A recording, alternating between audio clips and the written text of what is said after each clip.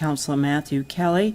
Prior to that, I would like to ask for a moment of silence for our fellow Virginians in Charlottesville.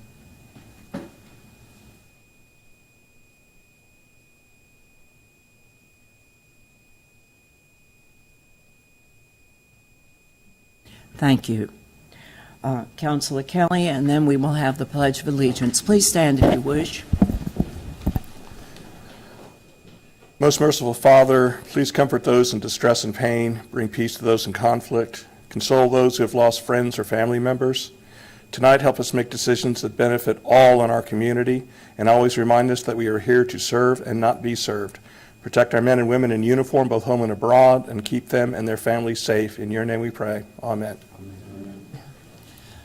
I pledge allegiance to the flag of the United States of America and to the republic for which it stands, one nation, under God, indivisible, with liberty and justice for all.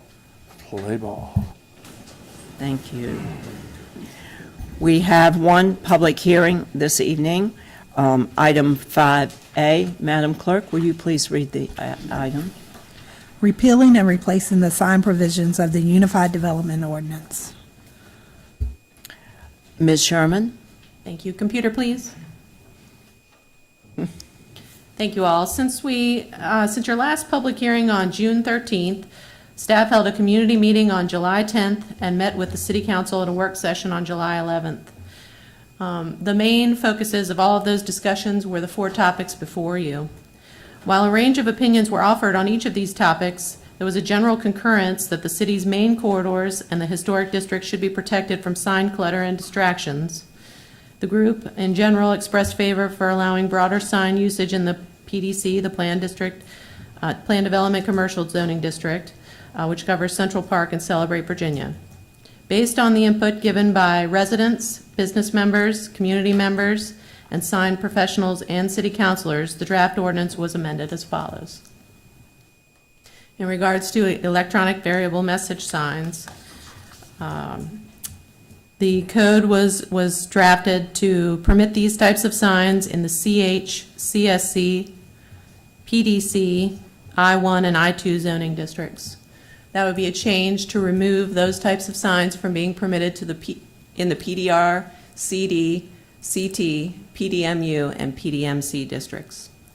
Additionally, the signs would be prohibited in all residential districts, the historic district, on Lafayette Boulevard for its entire length, and on Princess Anne Street for its entire length.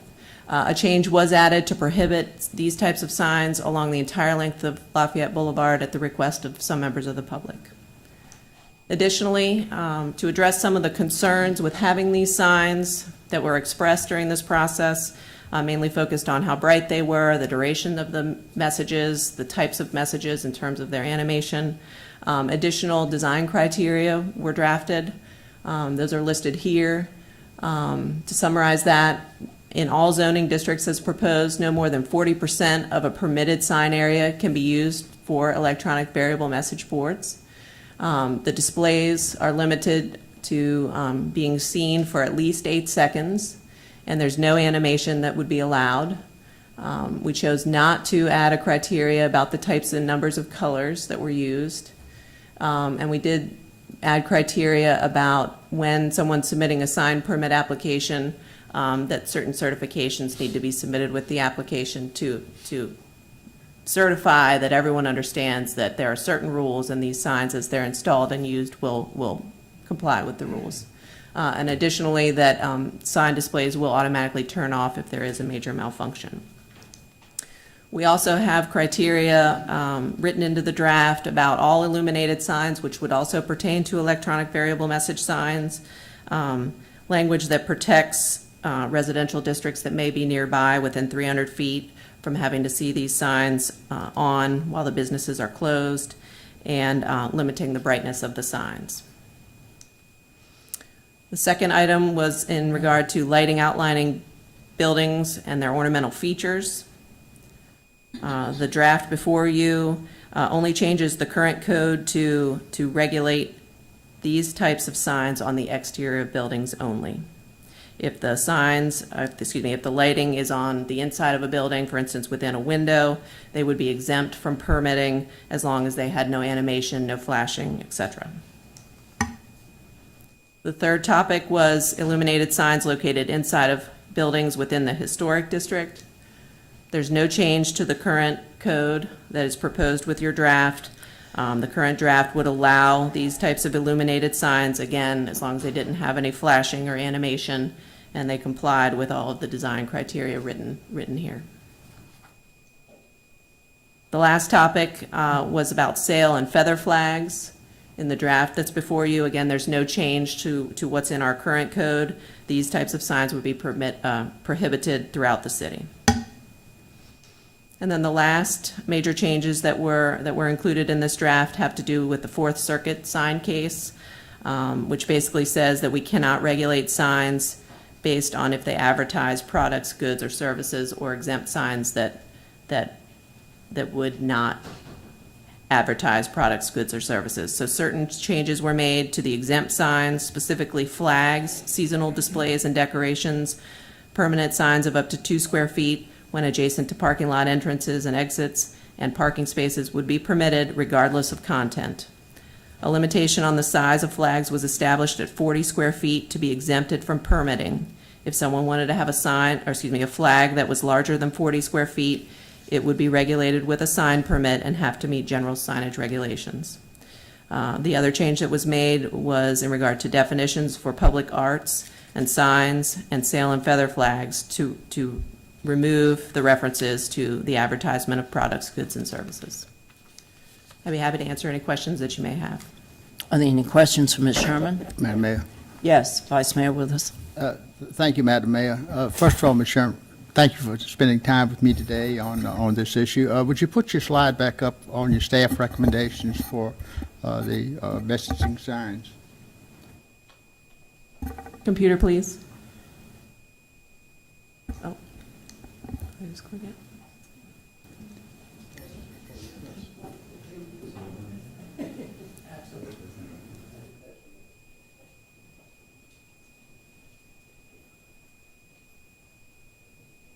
While she's doing that, as you and I discussed today, staff's recommendation is different from that of the Planning Commission recommendation in item 1 on those signs, which had to do, I think that basically says that they would not allow the messaging signs in anything other than gasoline stations and institutional stations wherever. Is that basically right? Correct. The Planning Commission's recommendation was to only permit them for those types of uses. Okay. I went back and read a lot of these minutes and watched some of their meetings. They spent, I think, 3 meetings and 2 work sessions massaging this, and they actually had a 3-3 vote. They had a motion that failed for 3-3 to do away with these signs in the city altogether. So I think they came up with a compromise. I'm really having a hard time with these messaging signs. My friend next door to me here doesn't necessarily agree with me, but I think our vision of Fredericksburg, our long-range vision, I'm just not sure that these messaging signs fit in most of our districts. I'm not opposed to the PD zoning, but I'm concerned about those, especially after the Planning Commission spent so much time on it. So as we go forward, I'll probably be making a motion that's something maybe different from, and I very much appreciate staff's work. Obviously, in reading these reports, you spent a ton of time and painted them very clearly. So thank you for all of that. Sometimes we just don't always agree on recommendations, but thank you. Thank you. Thank you, Mayor. If I might respond to that one comment, the public that came out for the Planning Commission meetings were very consistent in their desire to eliminate these types of signs throughout the city. As you saw at the first public hearing before you and at the community meeting, you asked us to engage the business community, Right. and they did present a little bit different viewpoint. And so in the draft that you see before, we did try to take into account all of the opinions that we've heard throughout the process. And I very much appreciate that. Thank you. I just wanted to make sure that you understood where the Planning Commission Oh, started. I do understand, and again, I appreciate, it's just sometimes a matter of opinion differences, but Sure. thank you. Yes, sir. Yes, Councilor Ellis. Thank you, Madam Mayor. Before I ask my question, I'll agree with Mr. Withers on one point. I know we don't always agree on everything across the horseshoe, but I'm in favor of the variable message signs and anywhere really but the historic downtown, the district, to be honest. I mean, if you've ever been to Harwich, Cape Cod area, I think their sign ordinance is basically if it's not wooden, if it's not handmade, not wooden, but handmade, and lighted by a light bulb, it's not going in, period. Maybe that's an approach for downtown. I don't know. I know the office above the sign above my office is exactly that. It's handmade. It's, there's a light that shines on it, and that's it. Outside of that, though, PDC, Central Park, what have you, I don't know. I don't have heartburn with it. My question for staff is on enforcement, especially with the wavy flags, because they pop up all the time in Central Park. Vape is notorious for. How many violations have they been issued, or have they occurred? Have they been issued any, for that matter? And because they seem to be perpetually just non-compliant. And then we have the others that just pop up with some kind of sale or something like that on a Saturday or Sunday, and they're out there with them, and you see them in Central Park quite often. So I know we don't have staff really working on Saturdays, to my knowledge anyway, that's enforcing those things, but your thoughts on that? How do we do that? Well, we do our best to enforce the sign code. I do take pictures on weekends, much to my husband's chagrin. And Avail is now in compliance. Okay. You're right to note that they had sales up, and it took a little while to get them square, but they are. And so we do our best to regulate the sign code even on weekends at times. Okay, all right, thank you. This is a public hearing. Is there anyone here who would like to speak to this matter of the ordinance? This is a first read, repealing and replacing the sign provisions of our UDO. The 5-minute rule does apply. Please confine your statements to 5 minutes, and please give your name and address when you approach the podium.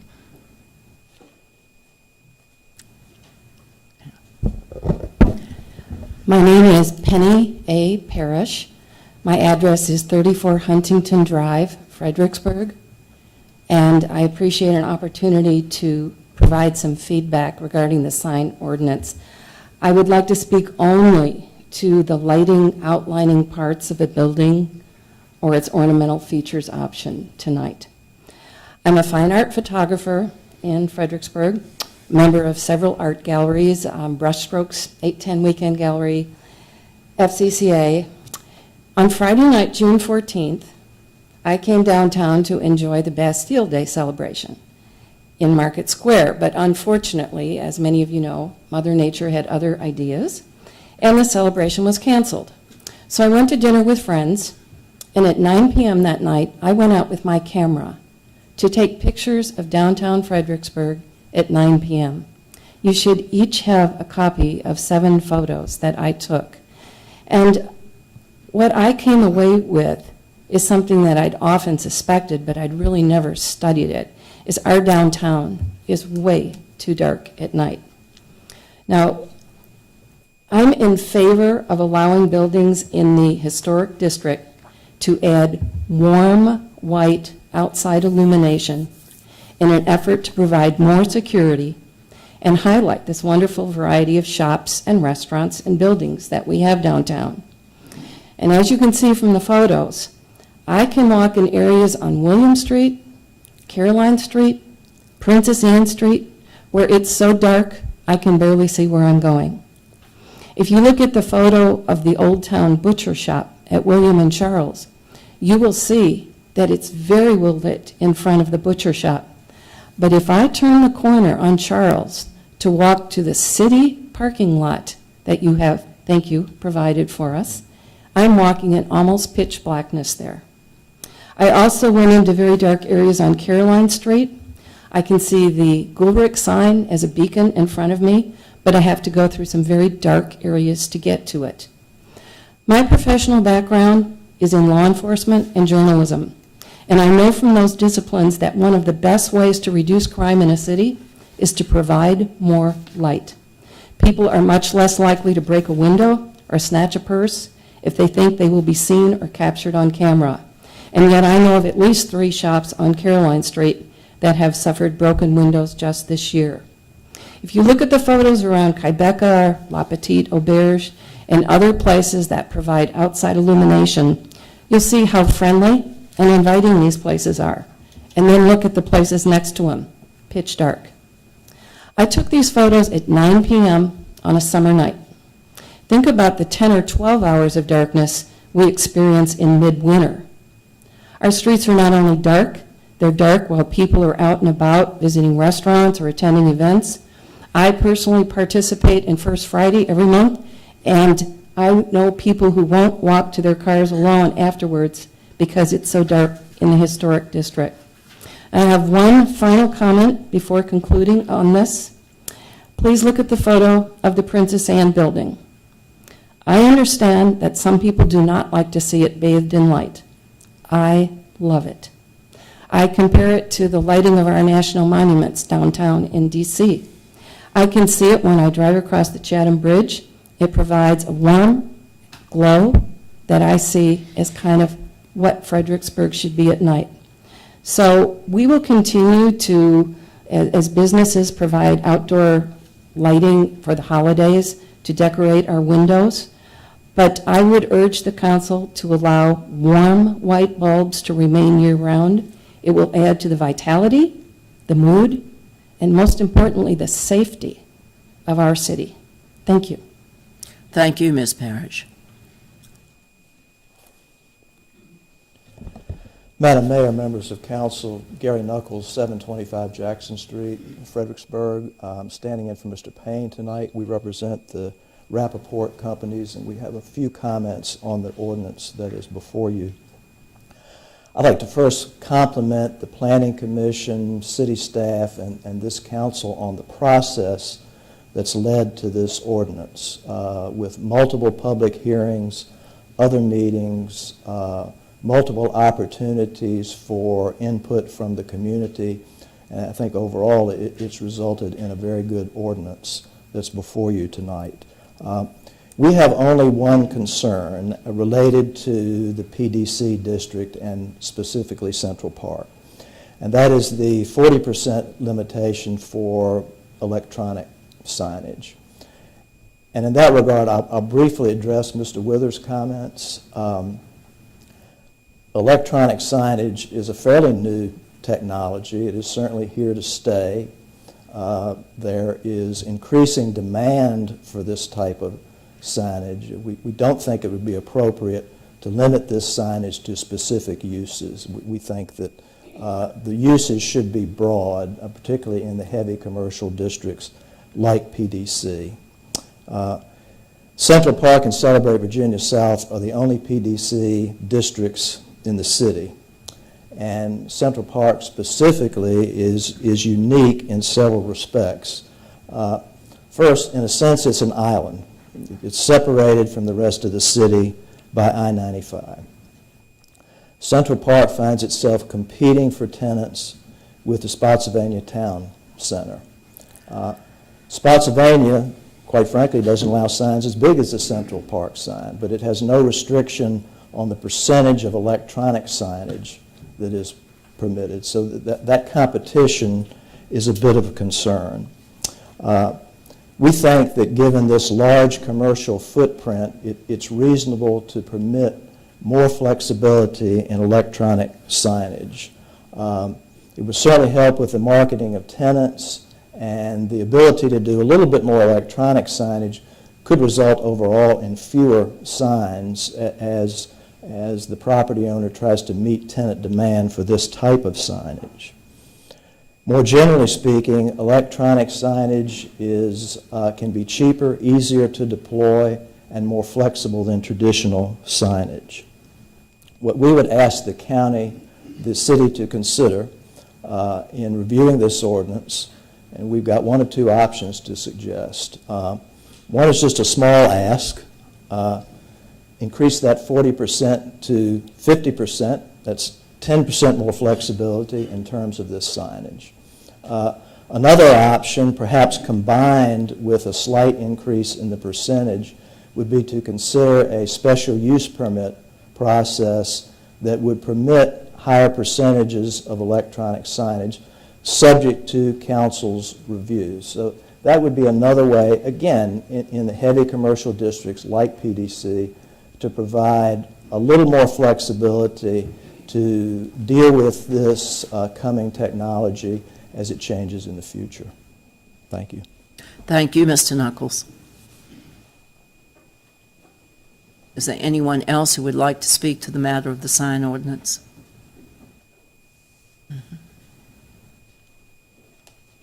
Good evening. My name is Ann Little. I live at 726 Williams Street, 22401. I would like to thank City Council, the Planning Commission, and staff for the very thorough process this ordinance has been through. Residents have had multiple opportunities to comment and give input all through the vetting of this ordinance. This is government at its best, and I really congratulate you on this. I believe the ordinance you have before you is a good first start. I'm hoping that the issue of variable signs along Route 1 and along Route 3 will be taken up again when these areas are reviewed later this year by planning. I would still like to see council remove the approval for outlining windows in the downtown historic area. I believe this lighting is not appropriate. I encourage downtown retailers to change out their windows frequently and use appropriate lighting to highlight their merchandise. If you go downtown, Bella Hare, Whittingham's have fabulous windows. They attract customers, and we always go actually to look at their windows and then shop there later.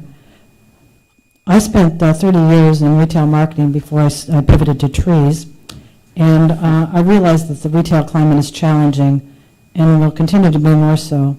But putting strings of lights around windows does not really draw customers. First of all, during the day, the lights don't show up. During the night, the stores are closed.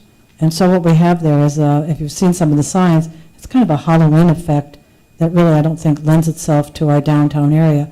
I would like to encourage the retailers to put better lighting in their windows, highlight their merchandise, because that's what they're doing, is trying to get people in their stores with their merchandise, and make a point of changing out that merchandise on a regular basis, because that's what it's going to take to create a retail climate downtown that's going to encourage people to spend money. And we need our retailers to be successful, because if they're not successful, our tax base suffers for that. Thank you very much. Thank you, Mrs. Little. Is there anyone else? Good evening. I'm Robert Thomas. I live at 814 Charlotte Street. I'd like to speak for restraint in signage in at least the downtown area. I realize that for a retailer there, a guy, shop owner, a signage is a cheap and quick way to get some demand, but it degrades the dignity of the area. And if the area has nothing else, it has at least that. What can the council do to compensate these guys who are trying to make a living out of a space where what you can do with the building is very limited? You could work on demand, work on how to increase demand for the retail businesses in that area by increasing density in the whole of the downtown city. There's a lot of vacant space, but for one reason or another it can't be done. As I understand now, your basic strategy is to bring in people from the suburbs and create more parking. That's good and partially successful. But I don't see much construction going on nearby, and what little there was enveloped in contention. I have a suggestion that you look at accessory dwellings. For many of the back areas of the older city.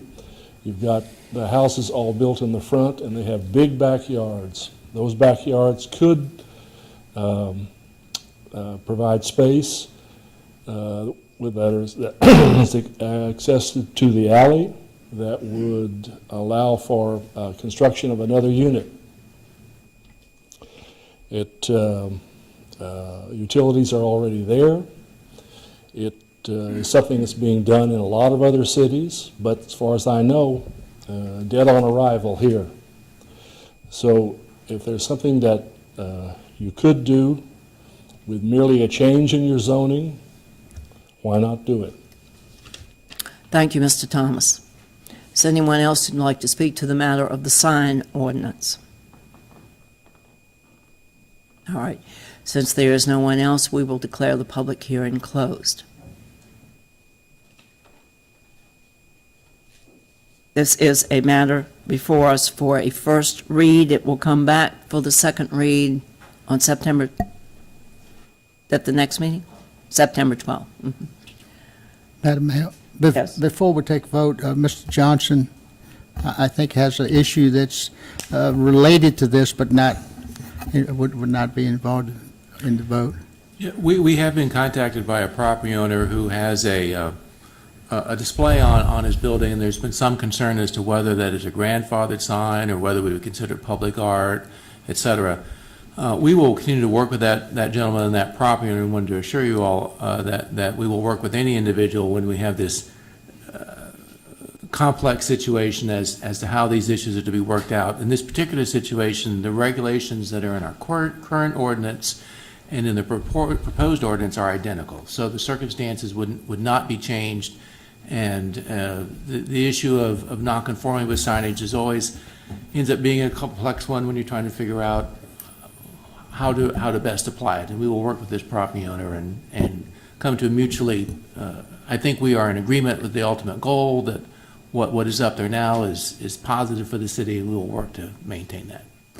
So that any action we take tonight will not affect your ability to work with that No, ma'am. owner? No, ma'am. Okay. Madam Mayor, Yes. having said that, I'd like to make a motion that the city pass an ordinance as something between the Planning Commission and the staff, that the number one item that's on our list shall, the variable messaging signs changes shall only be permitted in PDC zoning. And all of the other items, 2 through 6, remain the same. Second. That motion's been made and seconded. Councilor Kelly. Tempted to make a substitute motion, but we will have this discussion first. The key issue is the variable message signs. I spent some time, since we've now had this discussed quite a bit before us, to do a lot of driving Route 3, Route 1, elsewhere. Obviously, being an insurance adjuster, I travel all over the state. And I've only now really become focused on these signs. They've never really kind of popped into my face, but I'm looking at them. What we're talking about here is not Las Vegas. What we are talking about here is basically that the technology has gotten to the point where it can be basically a picture with some letters on it. I've seen donuts, I've seen cars, I've seen things like this. Going back and looking at the comments that have been brought up in regards to these signs, initially with the distraction, they're this, they're this, they're this. Well, VDOT and Federal Highways have pretty much come back and said, we are allowing these.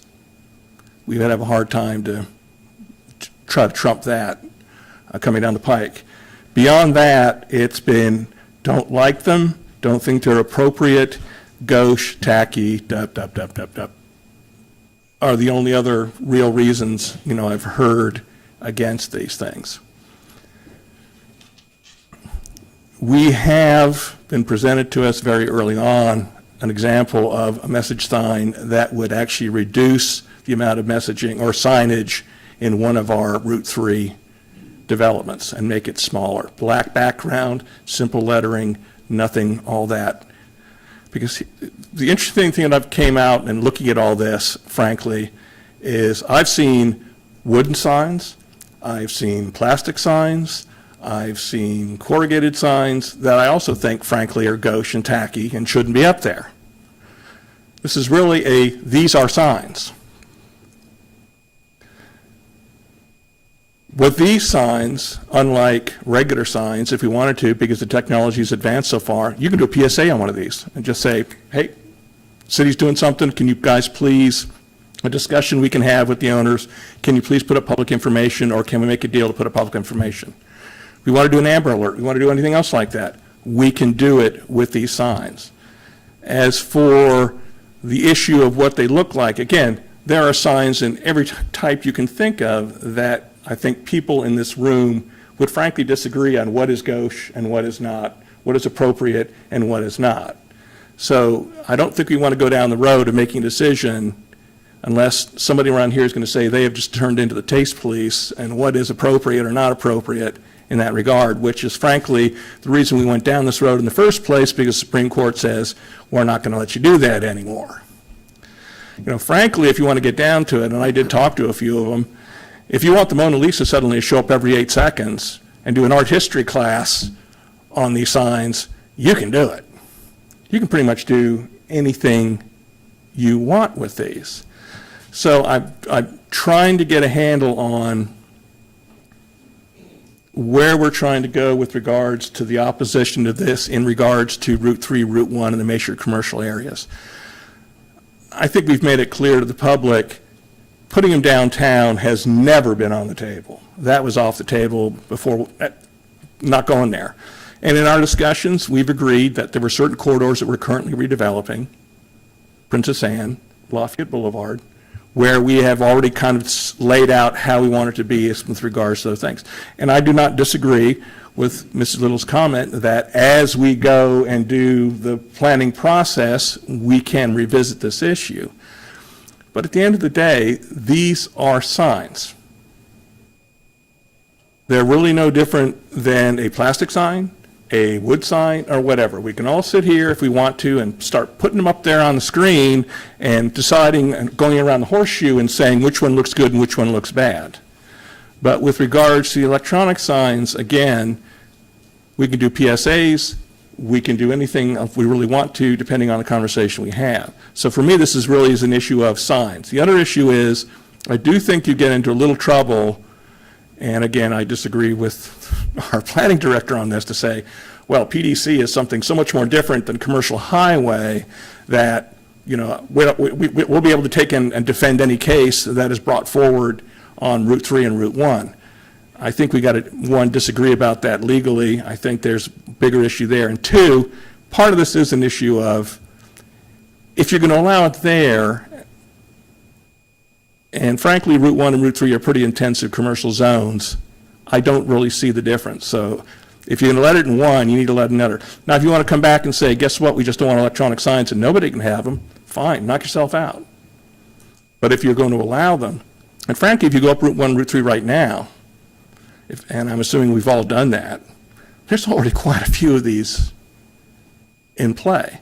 So I just really don't see where we're going with this from the standpoint of, other than they're distracting. Well, Federal Highways, VDOT's taking care of that. Well, they don't look right.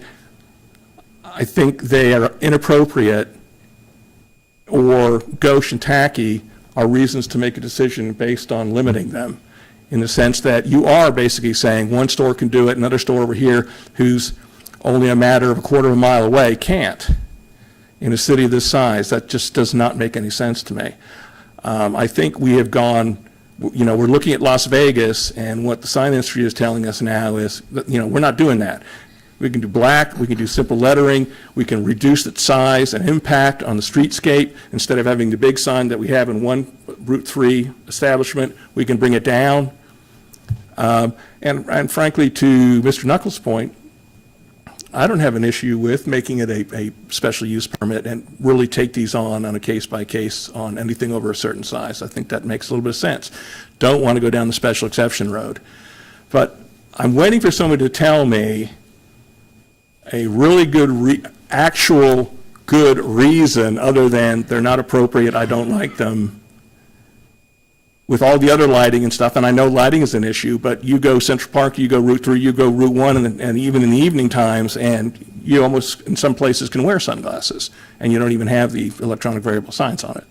So I will not support this motion that the Vice Mayor made, and I appreciate his comments, but I think we're going down the wrong road and are really not looking at what the real issues are with regards to these signs. Thank you.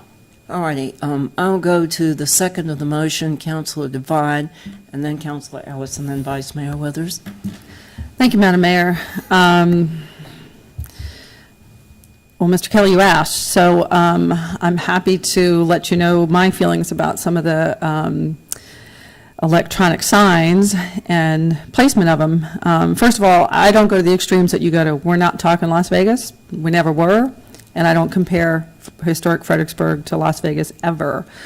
When we're looking at placing or allowing these signs in certain places, I do think it's appropriate for us to limit them. We are talking about limiting them with this motion on the table in areas that we have deemed our entrance corridors and places that we hope to inspire to redevelopment and more welcoming ways into the city. So I do think having something that, in your words, is maybe gauche, is inappropriate in those areas. I do think that it is absolutely our concern and our business to sort of set those tones in those areas. I do think they're appropriate in some areas, and when we look at PDC, I think that that's appropriate. So I'll let others speak to it as well, but I do think that it is absolutely our prerogative to look at areas of the city, designate where we think it's appropriate, where it's inappropriate, and I think that the motion is appropriate. Thank you. Thank you. Councilor Ellis. Thank you, Madam Mayor. I won't support the current motion, but I would support a substitute motion. Maybe I'll make a couple of points, and then maybe I'll make those as a substitute motion. The first one is, I'm actually very much in favor of what Ms. Little said with respect to preventing the outline of windows. I don't think that what we want downtown, gentleman earlier stated that downtown is dignified. I do view downtown as being dignified. Central Park's a different animal. Mr. Knuckles, you nailed it. I mean, it's an island. It's anything but classical Fredericksburg, if you will. And I don't think it was never designed to be, and it never will be.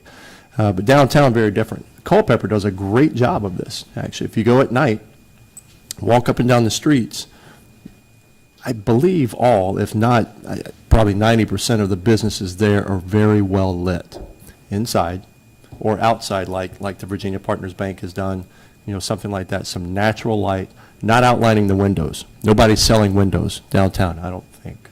I'm pretty certain. So why accentuate that, really? Because it really isn't dignified. So I would be in favor of preventing that downtown.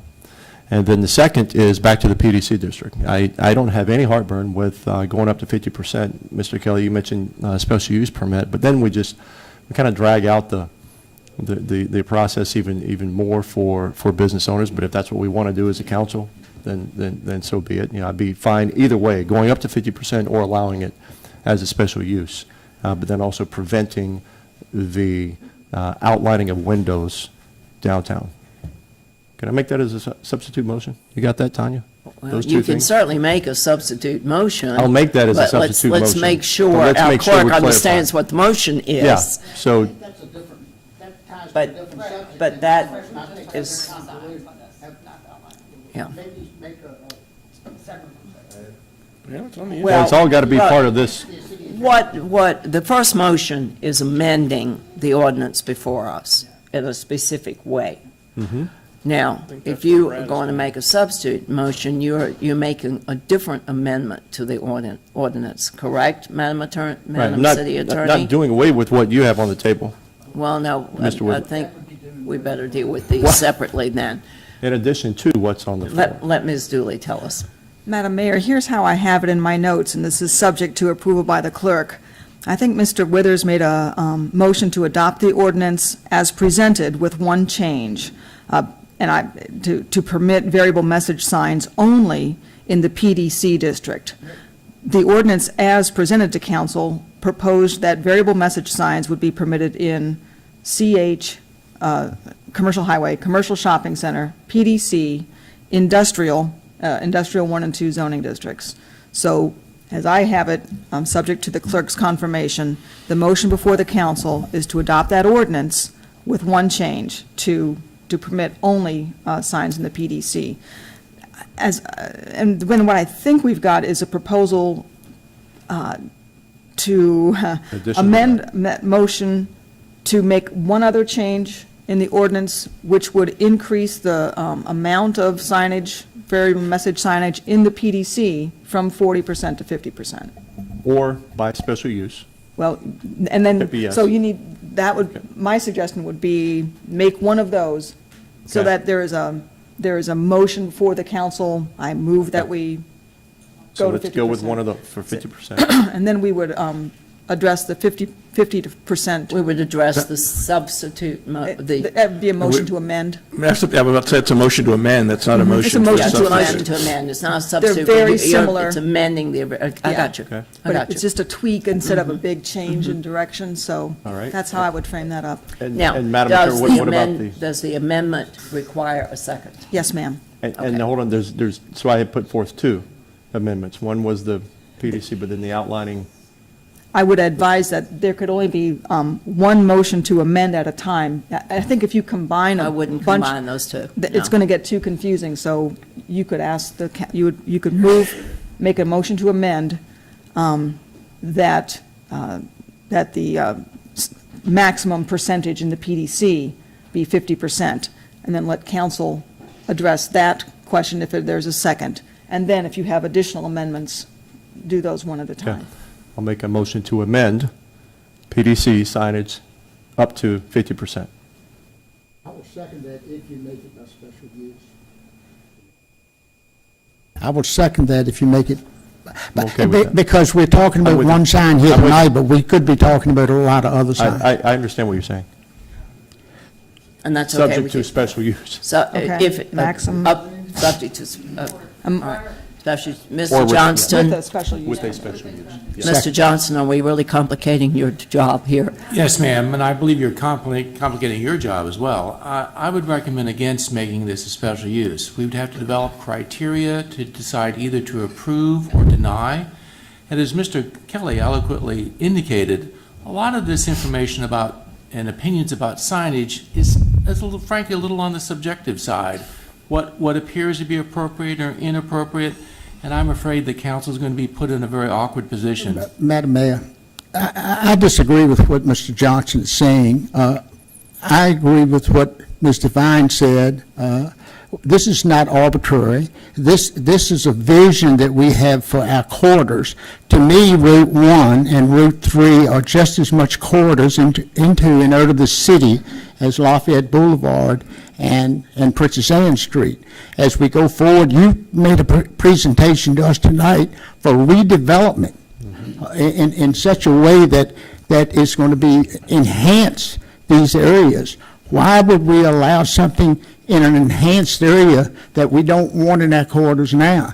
It's nothing to do with arbitrary. It's to do with going forward with our vision of what we want the city to look like. And I'm not disagreeing with you, Mr. Withers. I think that's a very appropriate consideration for council to make as it goes forwards and looks at the land uses. I'm not disagreeing with you at all, and I'm not advocating that it's your all call whether it's a judgment call as whether you wish to allow these kinds of signs in the ordinance. I would suggest that you make that decision through this ordinance tonight. Either you do allow it or you don't allow it. You put signage in the role under the auspices of a special use process. The special use process requires the development of criteria so that you don't act in an arbitrary and capricious manner. And I would say if you don't like the signs, then don't allow them. If you do want to allow them, then permit them, and if you want more than 40% to go to 50%, it's a black and white rule. But to make it in a realm of a special use permit where it's a gray area, and then every individual time the planning commission and the city council is going to have to decide, well, is this sign slightly too garish, or is this sign appropriately bright? And that's a very subjective decision I would rather you not do. I can see your point with that particular. I would weigh in I would agree with our planning director on this as Right. well. Where signage is concerned, I think the Okay rules should with be very clear and very precise, and it's either 50% or it's not 50%, or it's 40% or it's not 40%. We would create quite a job for ourselves and for everybody else, and a hindrance for our businesses. Councilor Kelly, I'm sorry, Councilor Fry, I haven't gotten to yet. Go ahead. Okay. Do we know where, I want to make sure we know where we are with the motion. Yeah, I withdraw my second on your motion. Okay, All right, thank you. We have a second, but your second required The a special use permit. And I'm withdrawing that second. May I do that, City Attorney? Withdrawing the SUP. You'll get us in a parliamentary conundrum here. SUP element. So the motion is to amend, allowing up to 50% in PDC. And I need to think about that. I'm withdrawing the other one. But All I right, need- so this motion, the amendment does not have a second at this time. The amendment is to allow up to 50% in PDC. Only. Only. Only. Is there a second to this amendment? Second. All right, Council Fry, seconds. All right, so what we have before us is the amendment at this time. All right, because we have to vote on that first. Now, Council Fry, you had something to say. Just have a comment, Mayor Greenlove. Thank you very much. To branch off of this discussion a little bit, I want to say something to Mrs. Parrish, if I got the name correct. I just want you to know I did hear your concerns about the lighting. And, it seems to me it's a real issue, but it's a public safety issue. And I'll be willing, if you want to reach out to me, to have a cup of coffee. We can address street lighting, and I'll help you the best that I can. Because the businesses, they have their lighting, issues, and they want to do their advertising. I understand that. But when it comes to people like yourself walking down the street in pitch dark, then I see that as a city issue, not as an issue with the businesses. But if you reach out to me, I'll do whatever I can. I know some of those folks over here too, so thank you. All righty. Councilor Kelly. Thank you, Madam Mayor. To my colleagues' earlier comments, one, I would never dispute the fact that we have the right to limit and take this action. Point is, everybody keeps saying what is appropriate, but I have yet to hear from anybody around this horseshoe what is appropriate and what is not appropriate. And I know what the answer is. Well, we don't like and we don't think they're ghost attacking and everything else like that. And frankly, that is not the basis of making a decision. And that's exactly what we're about to do. And I think this is a bad way to go down the road, just to immediately say, well, it's not appropriate. What does that mean? It's just not appropriate. Please, I'm willing to listen to whatever you guys have to say on that point. Councilor Devine and then Councilor Duffy. All right, thank you. I'm not going to be supporting the amendment. I think 40% is enough. That's where I am. Thank you. Councilor Devine. Thank you, Madam Mayor. I was going to also address Mrs. Parrish's concern, so thank you, Mr. Fry, for bringing that up. One of the things I did want to ask, and I think this is still on topic here, but I wanted to just ask Assistant City Manager Doug Fawcett where we are on looking at enhancing some of our street lights. And I know we're kind of testing new bulbs and looking at enhancing that and to address some of those concerns about better lit streets. So I just wanted to see where we were there. I'm going to exercise my prerogative to ask Mr. King to address that. He's been the one that's been working directly with that issue. Okay, thank you.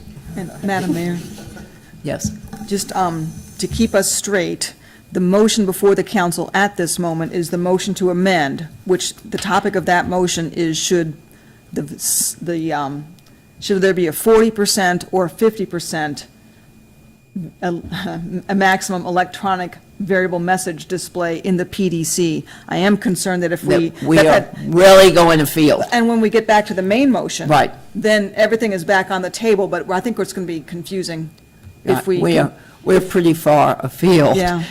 That's another amendment, too. Of the motion Right. that's before us. Hang on, Mr. King, if you will, for a minute, and let's thank you, Madam City Attorney. The vote on the amendment is the vote on the amendment only, correct? It is not the vote on the original motion. Correct, Madam Mayor. It is only, so when we call for this vote, you are only voting whether or not to allow the 50% in PDC. And yes, and may I clarify, Madam Mayor? Uh-huh. What the section reads now is that no more than 40% of permitted sign area may be an electronic variable message display. So as I understand it, what planning would do is calculate the total sign area for the business, and up to 40% of that could be, today, variable message sign, and the proposal is, let's make it 50%. Right, and that's important to understand, because you don't need to think about the 300-foot sign in Central Park and think, oh my gosh, 50% of that is going to be a big variable message. No, it's the business owners. So pick a business, Kohl's, right? They have a sign. 50% of their sign could be variable message. It's exactly what, that's a literal example of how the code reads right now. Okay. Okay. Ms. Sherman? I'd like to make a clarification of that. So it's if you are allowed 100 square feet of signage, you can use 40 square feet for the variable message board sign. Right. You may choose to only build a 40 square foot sign, in which case all of it's going to be a digital display. But it is based on the maximum permitted sign area. I got you. think I that's any got you. different So than what it's I not just said. it's not necessarily the sign that's going to be built. It's the permit, the amount that's allowed under that the. sign. That's right. The percentage of the sign that they're putting up. The So percentage of the total It's- aggregate sign area attributable to that business. To that business. That they could have more That's than one allowed. sign. Yes. It's not what they're putting up, it's what they're allowed to put up. Again, Right. if this code permits 100 square feet of signage, 40% of that is 40 square feet. Right. They may choose to only put up a 40 square foot sign, in which case all of it, 100% of it can be the digital display. I got it. Okay. Everybody, Based on what's everybody permitted. clear on that? All right.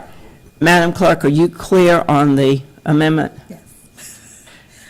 This, Yes. this is the one that has to be straight. Tanya keeps us straight. All righty. Yes, Mr. Johnston. Sorry, let me just clarify. Well, everything Marnie said is absolutely true, but I'm not sure we're on the same figures as Mr. Ellis. The large signs that are out there are also permitted a certain square footage. 40% of that large square footage could also be a variable message board sign. Exactly, Not right. just the individual business sign. Right. Not So- just the individual signs. So it can be the central I sign, the got it. common sign, as well as the business sign. Okay, I got it. It's not the All whole, right. no, you're So, incorrect, Dr. Duffy. you're- Your fear is about the whole sign going 50%. It's not that Target sign. Like, Target sign right now represents what percentage of the overall square footage of that entire sign? Madam Mayor, can I call a question, please? Yes, thank you. I was really ready to do the same thing. Questions called. Let's cast our votes. Yes. Motion fails. All righty. Now we are back to the original motion made by Vice Mayor Withers. Madam Clerk, would you read that to us, what you've got?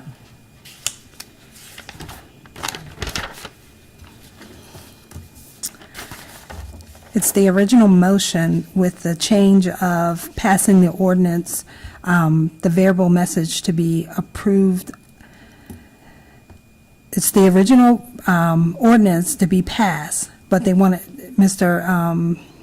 Vice Mayor Alice Withers would like the variable message to be approved in PDC zoning. Only. Only. And let me clarify that to make sure everybody understands. I'm talking about the PDC zoning as it is today, because that's Central Park and Celebrate Virginia now. As we go forward, we'll have some others. I want this. I would like to make sure this what we're passing today applies to the. Now, that's a There's whole no way we can different- do that. That's a whole different thing. You Then cannot you can only pass it for a specific geographic area. Okay. Well, let's leave it like it is then. Yeah. CD zoning, period. Okay. Yeah, it would have to apply to any PD, whenever and wherever it is. Okay. Ms. City Attorney is nodding her head. Correct. And if a PDC zone was proposed somewhere there where you did not feel electronic variable message boards were appropriate, then that could be addressed by the applicant through a proffer. Okay, But it will apply in any PDC zoning district. okay. All right, that is the motion before you, and it does have a second. Councilor Ellis. Thank you, Madam Mayor. I'm going to try again for another amendment to Mr. Withers, which is to the second point I was trying to make in an effort to dignify downtown, keep downtown dignified, to prevent the outlining of windows with lighting. I'll second that. So we're voting on that now. It's been seconded. Interior or exterior, the outlining of your windows, interior or exterior or otherwise, prohibited downtown, historic. All right, that is an amendment that needs a second, And it was. and you second it. We tacking that on to my motion, is that correct? No, So it's an it's an amendment. amendment that has to be voted on separately, just like we did the other. Just like we did the other. Madam City Attorney, can I just make it as a friendly amendment and be accepted by the first and seconders on the original motion, and that way we don't have to do two votes? A friendly amendment is a Make it as Brad can make it as a friendly amendment, and it can be accepted by the first and seconder, then it just becomes part of the original motion, and we just move on and get on to other issues. I don't understand the question. Mr. Kelly is asking if this amendment could simply be a friendly amendment Mr. Ellis instead can of a ask the separate vote. motioner and the seconder to accept that as an amendment to their motion, and then we just do one vote.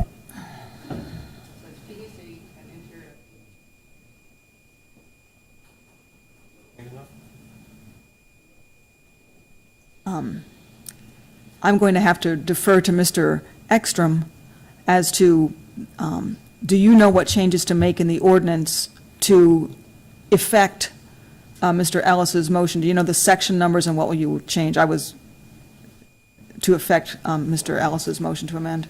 Yes, for the currently proposed amendment, what we would do is the current draft prohibits exterior architectural outlining of a building. Right now, we would add interior and exterior. Okay. And do you have a section number? Thank you. 59.4. 72-59.4, Ms. Devine said. That's correct.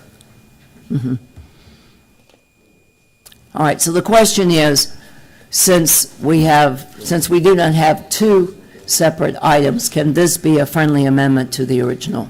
If the maker of the original motion If the maker of the original motion accepts it. Okay. Has the second accepted it? The person who, Yes. All right, so the maker of the original motion and the second have accepted this as a friendly amendment. So what we are voting on now is restricting to PDC and restricting lighting of windows in and out. Yes. Outlining, right. Outlining. Okay, oh, in the downtown? In the downtown. in the downtown. All righty. Please cast your votes. Motion passes 4-3. Greenlaw, Fry, Kelly voting against. Okay. Thank you very much, and thank you, Madam City Attorney, and thank you, Madam Clerk, for hanging in there with us. A complicated parliamentary procedure. We have now come to the period of our meeting where we allow comments from the public for individuals who have signed up to speak before the start of the meeting. To be fair to everyone, please observe the 5-minute time limit and yield the floor when the Clerk of Council indicates your time has expired. Decorum in this council chambers will be maintained. Comments that are not relevant to city business and behavior that is disruptive, such as applause, are inappropriate and out of order. We have 4 individuals signed up to speak tonight. And yes, I did forget the matter of the lighting and the question that Ms. Devine had. I was just going to add it to the council agenda, if Thank you want to do that. Thank you, appreciate that. All righty, we have 4 speakers signed up tonight. The first is Clint Van Sant.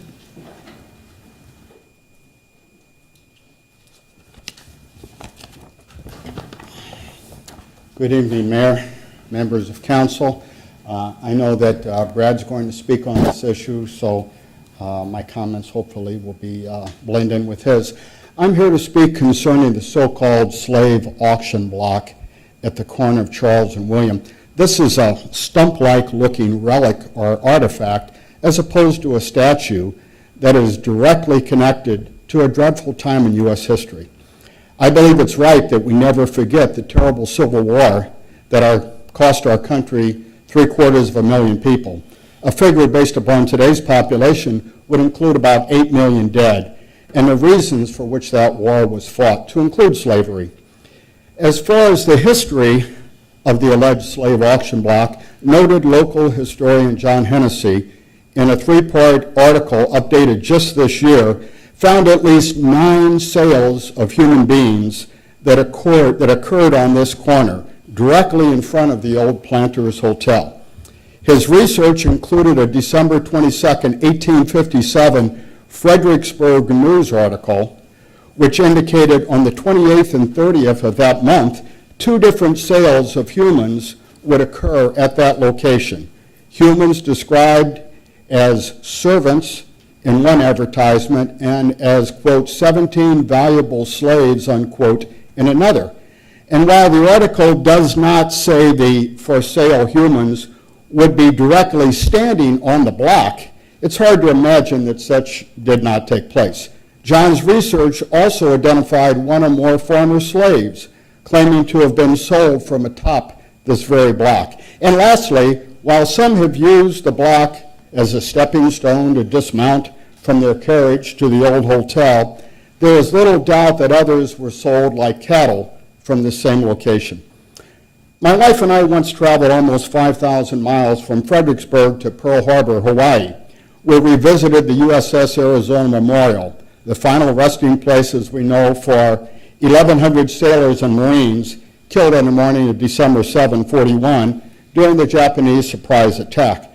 As a military veteran of Vietnam, someone whose father served in World War II, I was angry when I saw a group of Japanese tourists taking pictures of the Arizona and apparently laughing amongst themselves. This for reasons totally unknown to me. Nevertheless, it was all I could do to contain myself in the face of this only suspected act of disrespect. As we all know, there was nothing funny about Pearl Harbor. Many times I've walked down William Street past the slave auction block, this where I've seen smiling children and others stand on top of the block to have their picture taken, some too young to understand the historic significance of the block on which they stood. I've tried to put myself in the place of an African American watching this, and I'm sad and angry by the apparent lack of reverence or ignorance displayed by some to the history this block represents. This perhaps in some vague way similar to my limited experience at the Pearl Harbor Monument. Members of City Council, in your position, you especially know that there are usually 2 sides or more to every issue, and I believe this is one of those. Some citizens want the block to go away. Some citizens want it to be untouched. Leave it exactly where it is because that's where history occurred. Those who want it removed and even destroyed say it's a painful, perhaps disgusting reminder of the tainted history of our nation. I suggest that we as a community should be sensitive to both the historic value of the block as well as to the terrible human trauma that it represents. The slave auction block is not a monument, but an artifact, a relic of our history here in Fredericksburg. In this regard, I believe consideration should be given to moving it from its current location to the nearby Fredericksburg Museum, and that a plaque be put in its place, a marker stating what occurred here and where the original artifact can be found. As a philosopher once said, those who cannot remember the past are condemned to repeat it. That's why we have a Holocaust museum in Washington and why we should know the history of this rock and what it represented. As far as other points of contention and sensitivity, names of local roads, Confederate burial sites, let's deal with them in the future as appropriate and deal with the slave auction block now. Thank you.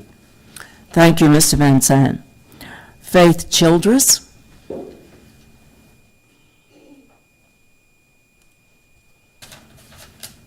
I'll make my comments brief, but I also agree that the block should be. Can I get your address, please? 1403, 1508, excuse me, William Street, 22401. And anyway, I was thinking that we should have it removed and put in a museum again, so that the history of it could be preserved, but also that a statement could be made about the atrocities that were committed on the block, but that should not remain. I have African American friends that cannot walk down William Street without wondering if their ancestors were put up on that block, and that is a trauma that they should not have to endure when walking on William Street. Thank you. Thank you, Ms. Childress. Ronette Cooper.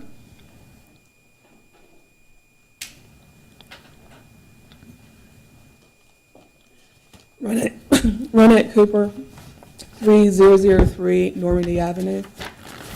As an African American woman, I'm deeply concerned with how our nation deals with our history of racism in such a way that it does not deepen the hurt in the African American community, and in such a way that all Americans recognize this scourge in our history as evil and not simply history. I am one of those that can't walk past that slave auction block and wonder if my ancestors were not put on that block. I came here in '95 and I saw it and it shocked me and it put a pain in my heart. And honestly, I wanted to take a sledgehammer to it at that point. But with the recent events in Charlottesville, it stirred up that hurt again and that pain again and that question mark again. Why is this block here? And then I started, as a history teacher, I have a value for history. But once again, I feel like there's a necessary to distinguish between history and this scourge of evil, this thing that says it's racist and this is painful.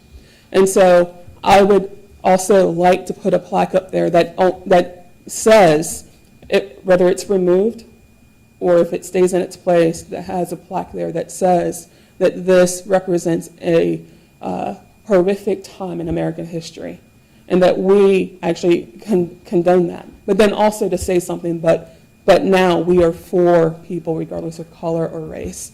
I believe that we have an opportunity not only to say that enslavement of people was bad, but also to say what we're standing for today, which is for the success and the liberty of all people regardless of race and color. Thank you. Thank you, Ms. Cooper. J.C. Law.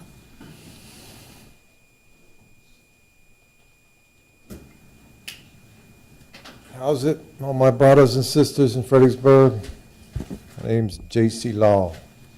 I stay on Maui.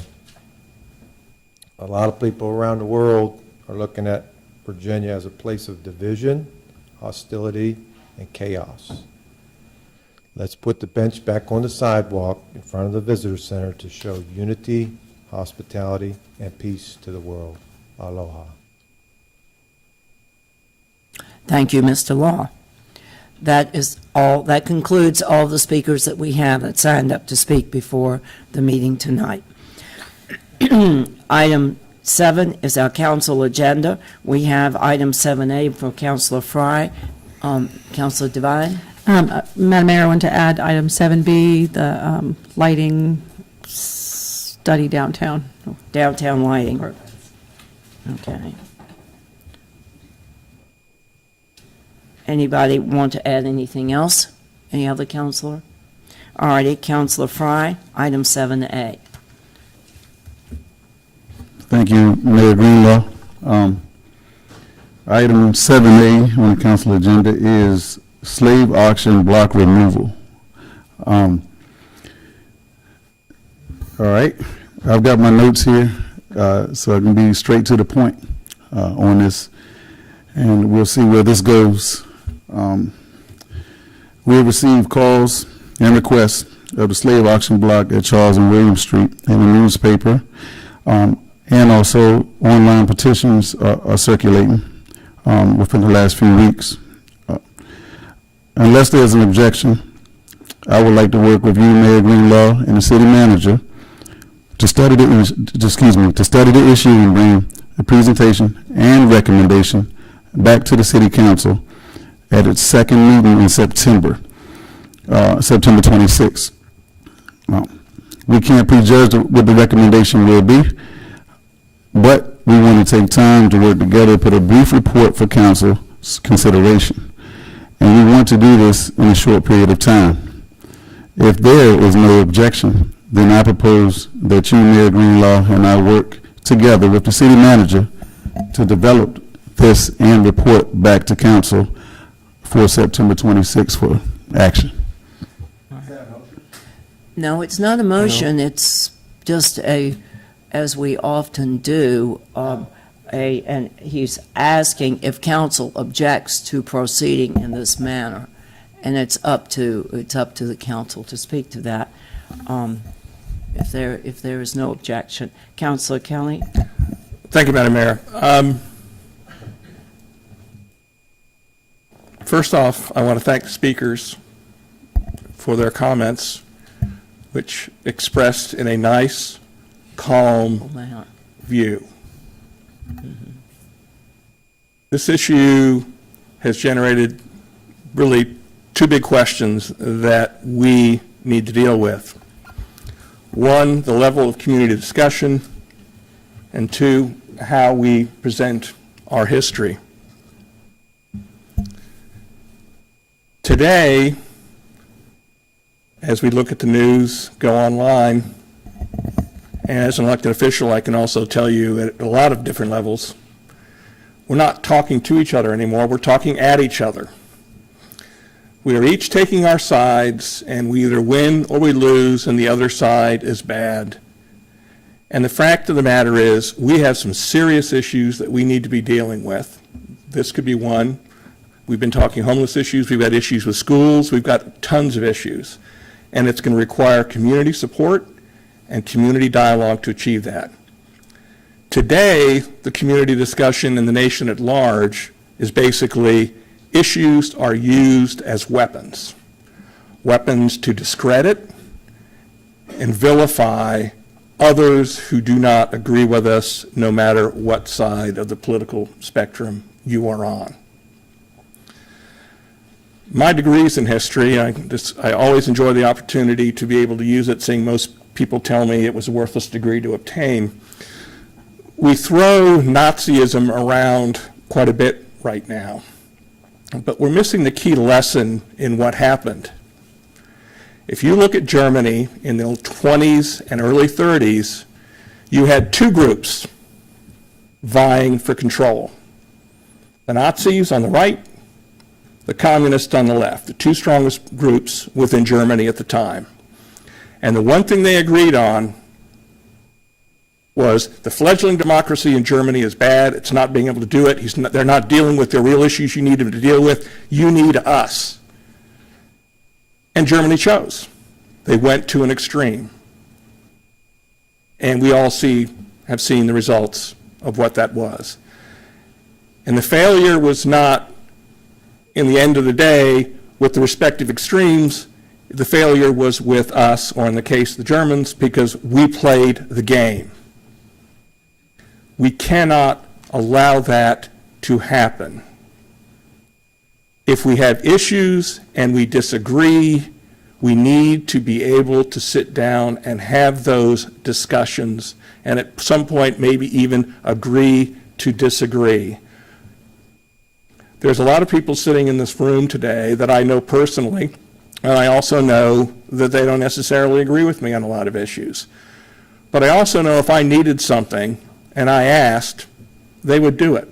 That's one of the reasons I came to Fredericksburg. That's one of the reasons I decided to stay here after I graduated from college. It's the reason I raised 3 children here, because I love this city and I don't plan on leaving anytime soon. Up to this point, we have had a very good discussion on occasions on issues like this. When the Sons of Confederate Veterans wanted their monument, we went to the NAACP and said, what are the issues with doing this? And this is at Maury School.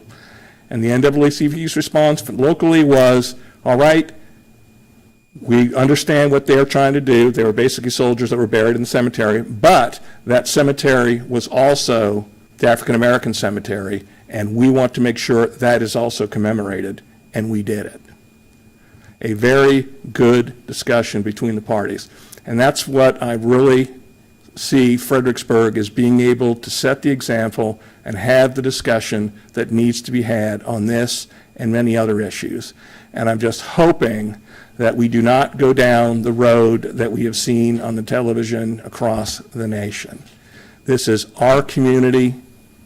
We're all friends and neighbors, and we need to act as such. And please, please, we cannot go down the road where, frankly, the nation seems to be going right now, where we're not talking about issues, we're not solving problems, we're screaming and yelling at each other, and that's all we're doing.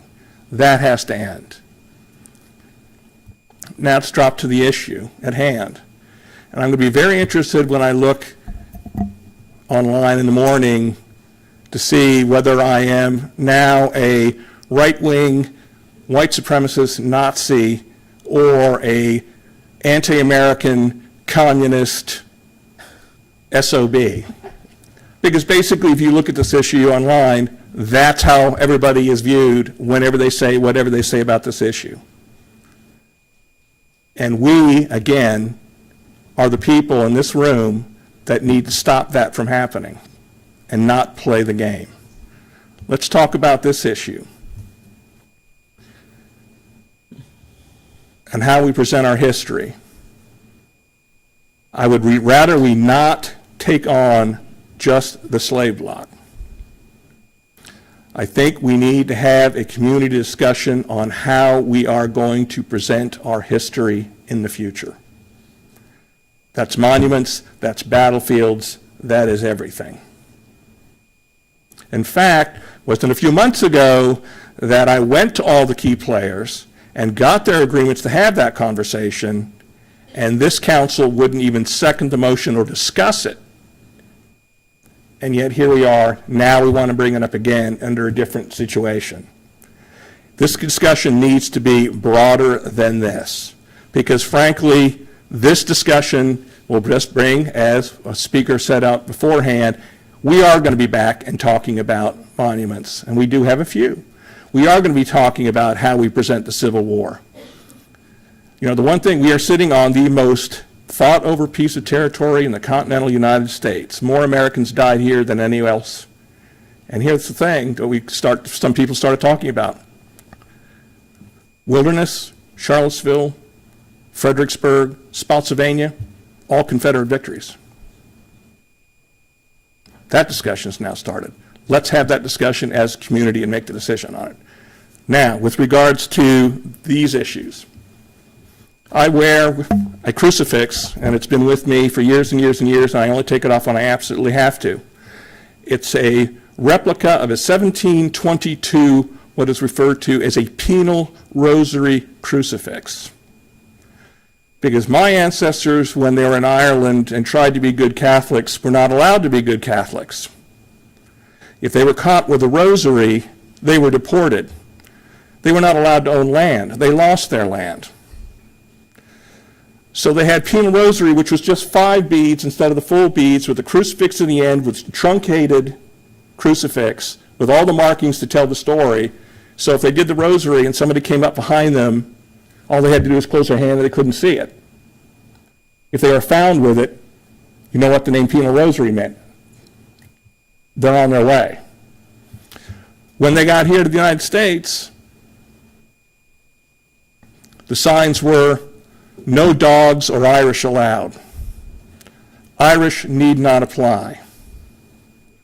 I wear this because, one, it is kind of a painful memory to know what my ancestors went to in Ireland and when they got here. But it's also a reminder to me of how far we've come. I'm sitting here as an elected official in the city of Fredericksburg, great family, can do pretty much what I want to do. All my children have been relatively successful. Great things, which 100 or so years ago would not have been the case. With regards to the slave block, first thing it is a moment to the history teachers, it is a moment in our history. And looking at that moment in history to today, we, one, see how far we have come. Secondly, learning from that journey, we are in a better position to continue moving forward to achieve the goals in which this nation was founded. We need to take the lessons, good and bad, and put them to use to get us to go where we want to go. I do not disagree in any way, shape, or form that slave block causes pain and anguish. And in a way, I'm going to stick my neck out here, that is a good thing. That we are, in the day-to-day bustling life that we have, which are zeroed in on getting the kids to soccer, getting wherever we got to go, to understand what we as humans are capable of doing to other humans. Not only that, hopefully, it instills in us the understanding that we have an obligation to make sure that never happens again. To take it out of its contents and put it under glass basically is taking history and taking a bad reminder, and I am not disagreeing with the statements made, and kind of putting it in a back room and saying, well, I don't want to think about that anymore. That is extremely dangerous and going down the wrong road. Because the fact of the matter is what that slave block represented and the slavery in this country and the problems that resulted did not end in 1865 at the end of the war. We can look at the civil rights movement and what that entailed and the pain that submitted to this country. We can look at a lot of things that we have continued to do to ourselves. The Holocaust, killing fields in Cambodia, death squads in Central and South America, Red Terror in Russia, millions of people imprisoned and killed, and we cannot let that happen again. But at the same time, to do that and be reminded of that periodically in our busy lives is important for us to be able to do. We need to sometimes feel shock and pain and remorse to remind us of how far we've come, what has been suffered, what has been sacrificed, and hopefully pass on to the next generation so they understand what they may be called on to do to get us to where we want to go.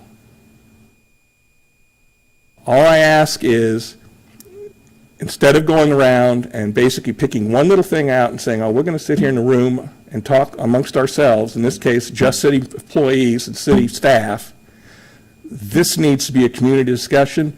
This needs to have all the people at the table to have that discussion. We've had the opportunity to do that. The groups involved are ready to do it. And that means people are going to have to sit across from people who don't agree with them.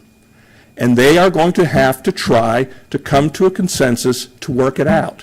That is the basis on which this nation was founded. Not, you're the enemy, I disagree with you, you're this, that, and the other thing, and go ahead and add on a string of 20 adjectives to it. That's not what this nation is about, nor should it. And frankly, I have a son serving overseas, and I am very uptight about the fact that he could be putting his life on the line when this situation is going at home. What the heck is he fighting for? If we can't even get along and we sit there screaming and yelling at each other and have conversations like this constantly. So I would disagree with the motion, and I think we go back to the original intent of bringing all the players together. They're willing to meet here and have this conversation on the entire aspect of our history, and have that conversation at the entire community, not a small committee coming back to make a report in 2 weeks. Thank you. I will say this, as I understand Councilor Fry's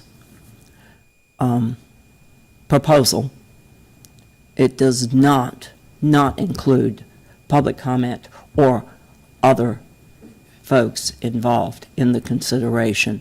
Councilor Devine and then Councilor Ellis. Thank you, Madam Mayor. I did want to clarify that as well. Excuse me, that my understanding was that this was the first step and certainly not the last step. Excuse me. And I'm not sure where this is going to take us, and I think that discussion is something that will be, I hope, a very healthy and maybe cathartic step for Fredericksburg. The slave auction block surprised me the first time I saw it. I was taken aback. But as a history teacher and a student of history, I felt that it was important to actually see something in context.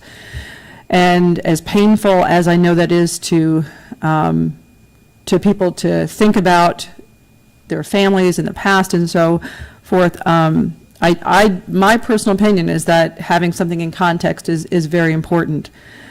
But I also think, it was Ms. Cooper who said that if it stayed there, and we've talked about this before, that should we mark it better? It's come up in the past. Do we do it justice by putting it there with the very small marker that's there and not explaining it more fully? And perhaps not. Ms. Cooper, I think, said that, forgive me if I'm saying it wrong, but that maybe having a plaque that told more of the horrific story along with it would be appropriate. And that may be something that we need to consider. This community, just several years ago, was going to be the host of the National Slavery Museum. You know, that was a huge thing that, you know, we were going to host that. So I think, you know, as a community, we've looked at this issue and we're sensitive to the issue, but maybe not explaining the story as best we can. Just several years ago, with the 150th commemoration, the sesquicentennial of the Civil War, there was march, if you will, a parade, I'm not sure how to describe it, but where people were carrying stones down by City Dock to commemorate, to represent the numbers of slaves who made it to freedom through Fredericksburg. And there was talk about making that more of a permanent, I don't want to use the word monument, but a permanent remembrance, if you will. And so perhaps, you know, taking that maybe to the next step. But there are things that I think we can do to tell the horrific story better than we do. And so, again, I look forward to this broader discussion. The motion tonight, or proposal tonight, is just to start the discussion and to see where and to what extent we are going to take this community discussion. But I do appreciate people expressing their views here tonight. We've gotten a few emails and so forth, and I think it's a healthy discussion. I do appreciate the ability to talk about it, though. I mean, I'd rather talk about it than sort of hide under a rock with what's going on. I really do think we need to address it. So, again, I just think we need to look at more of the history, more of the journey, if you will. And I look forward to that discussion. So thank you for people talking tonight about it, and thank you, Mr. Fry, for moving this forward. All right. Councilor Ellis, did you want to say something? Thank you, Madam Mayor. I think I agree with what Mr. Vine and Mr. Kelly have said this evening. I think how we present our history, how we tell our story, that is the real question at hand. It certainly is. I think any monument, any fixture, such as the slave block, of historical significance is not there to, it's not there as a means to endorse slavery or to celebrate what certainly was an immoral system, to say the least. I don't think it's celebratory in any stretch. They're there, our monuments, the slave block, our street names are there because they are Fredericksburg. It's what we are. It's part of our history which simply cannot be denied. There was this whole tear it down movement, if you will, is to me very disturbing. It's very disturbing as a veteran of the Gulf, Iraq, and Afghanistan conflicts, wars. Very disturbing to me. It's disturbing because there was a great article in the Wall Street Journal last week written by Peggy Noonan. And if you know any of her writings, she's typically a pretty staunch conservative, but she had a lot of really great points to make. And one of them was that she says, when a nation tears its statues down, it's toppling more than brass and marble. It is in a way toppling itself. She went on to state that not all that made America is good. And I think everybody here can agree with that. Not all that made America is good. But I also think that we shouldn't hide from it. I am very much in favor of the mayor of Richmond, LeVar Stoney. And if you don't know, he's an African American. He's been very vocal in what's been going on in Charlottesville. What did he say about the monuments in Richmond? There's just a couple there. He said that they should not be removed. Rather, they should be there, but they should be placed in context. And I think that's the issue here. Ms. Devine mentioned that, making sure that history is teachable, it's tangible. Is it painful? It certainly is. It's very painful. But taking it out of context just removes who we are, and it denies what actually occurred. And I think it's a very slippery slope if we try to forget history and try to erase it. But it does need to be placed in context. And right now, I would argue that probably all of our monuments and the slave block are not necessarily in the proper telling the story, what actually happened. Thank you. Councilor Duffy. Thank you, Mayor. And I'll try to be brief. I want to thank Ms. Cooper and others who spoke and shared your pain. I think that's important for us to hear. And I think it is a difficult issue, and I think I'm torn. I don't pretend to know what the best thing to do right now, but I'm supportive of the idea proposed by Mr. Fry to try to start us down that road. And it may need to include the kind of discussion that Mr. Kelly's talking about, and I haven't heard too much to disagree about. I think as we proceed, just one of the things that strikes me to keep in mind is that I would hesitate to remove it without fully considering the significance of that artifact.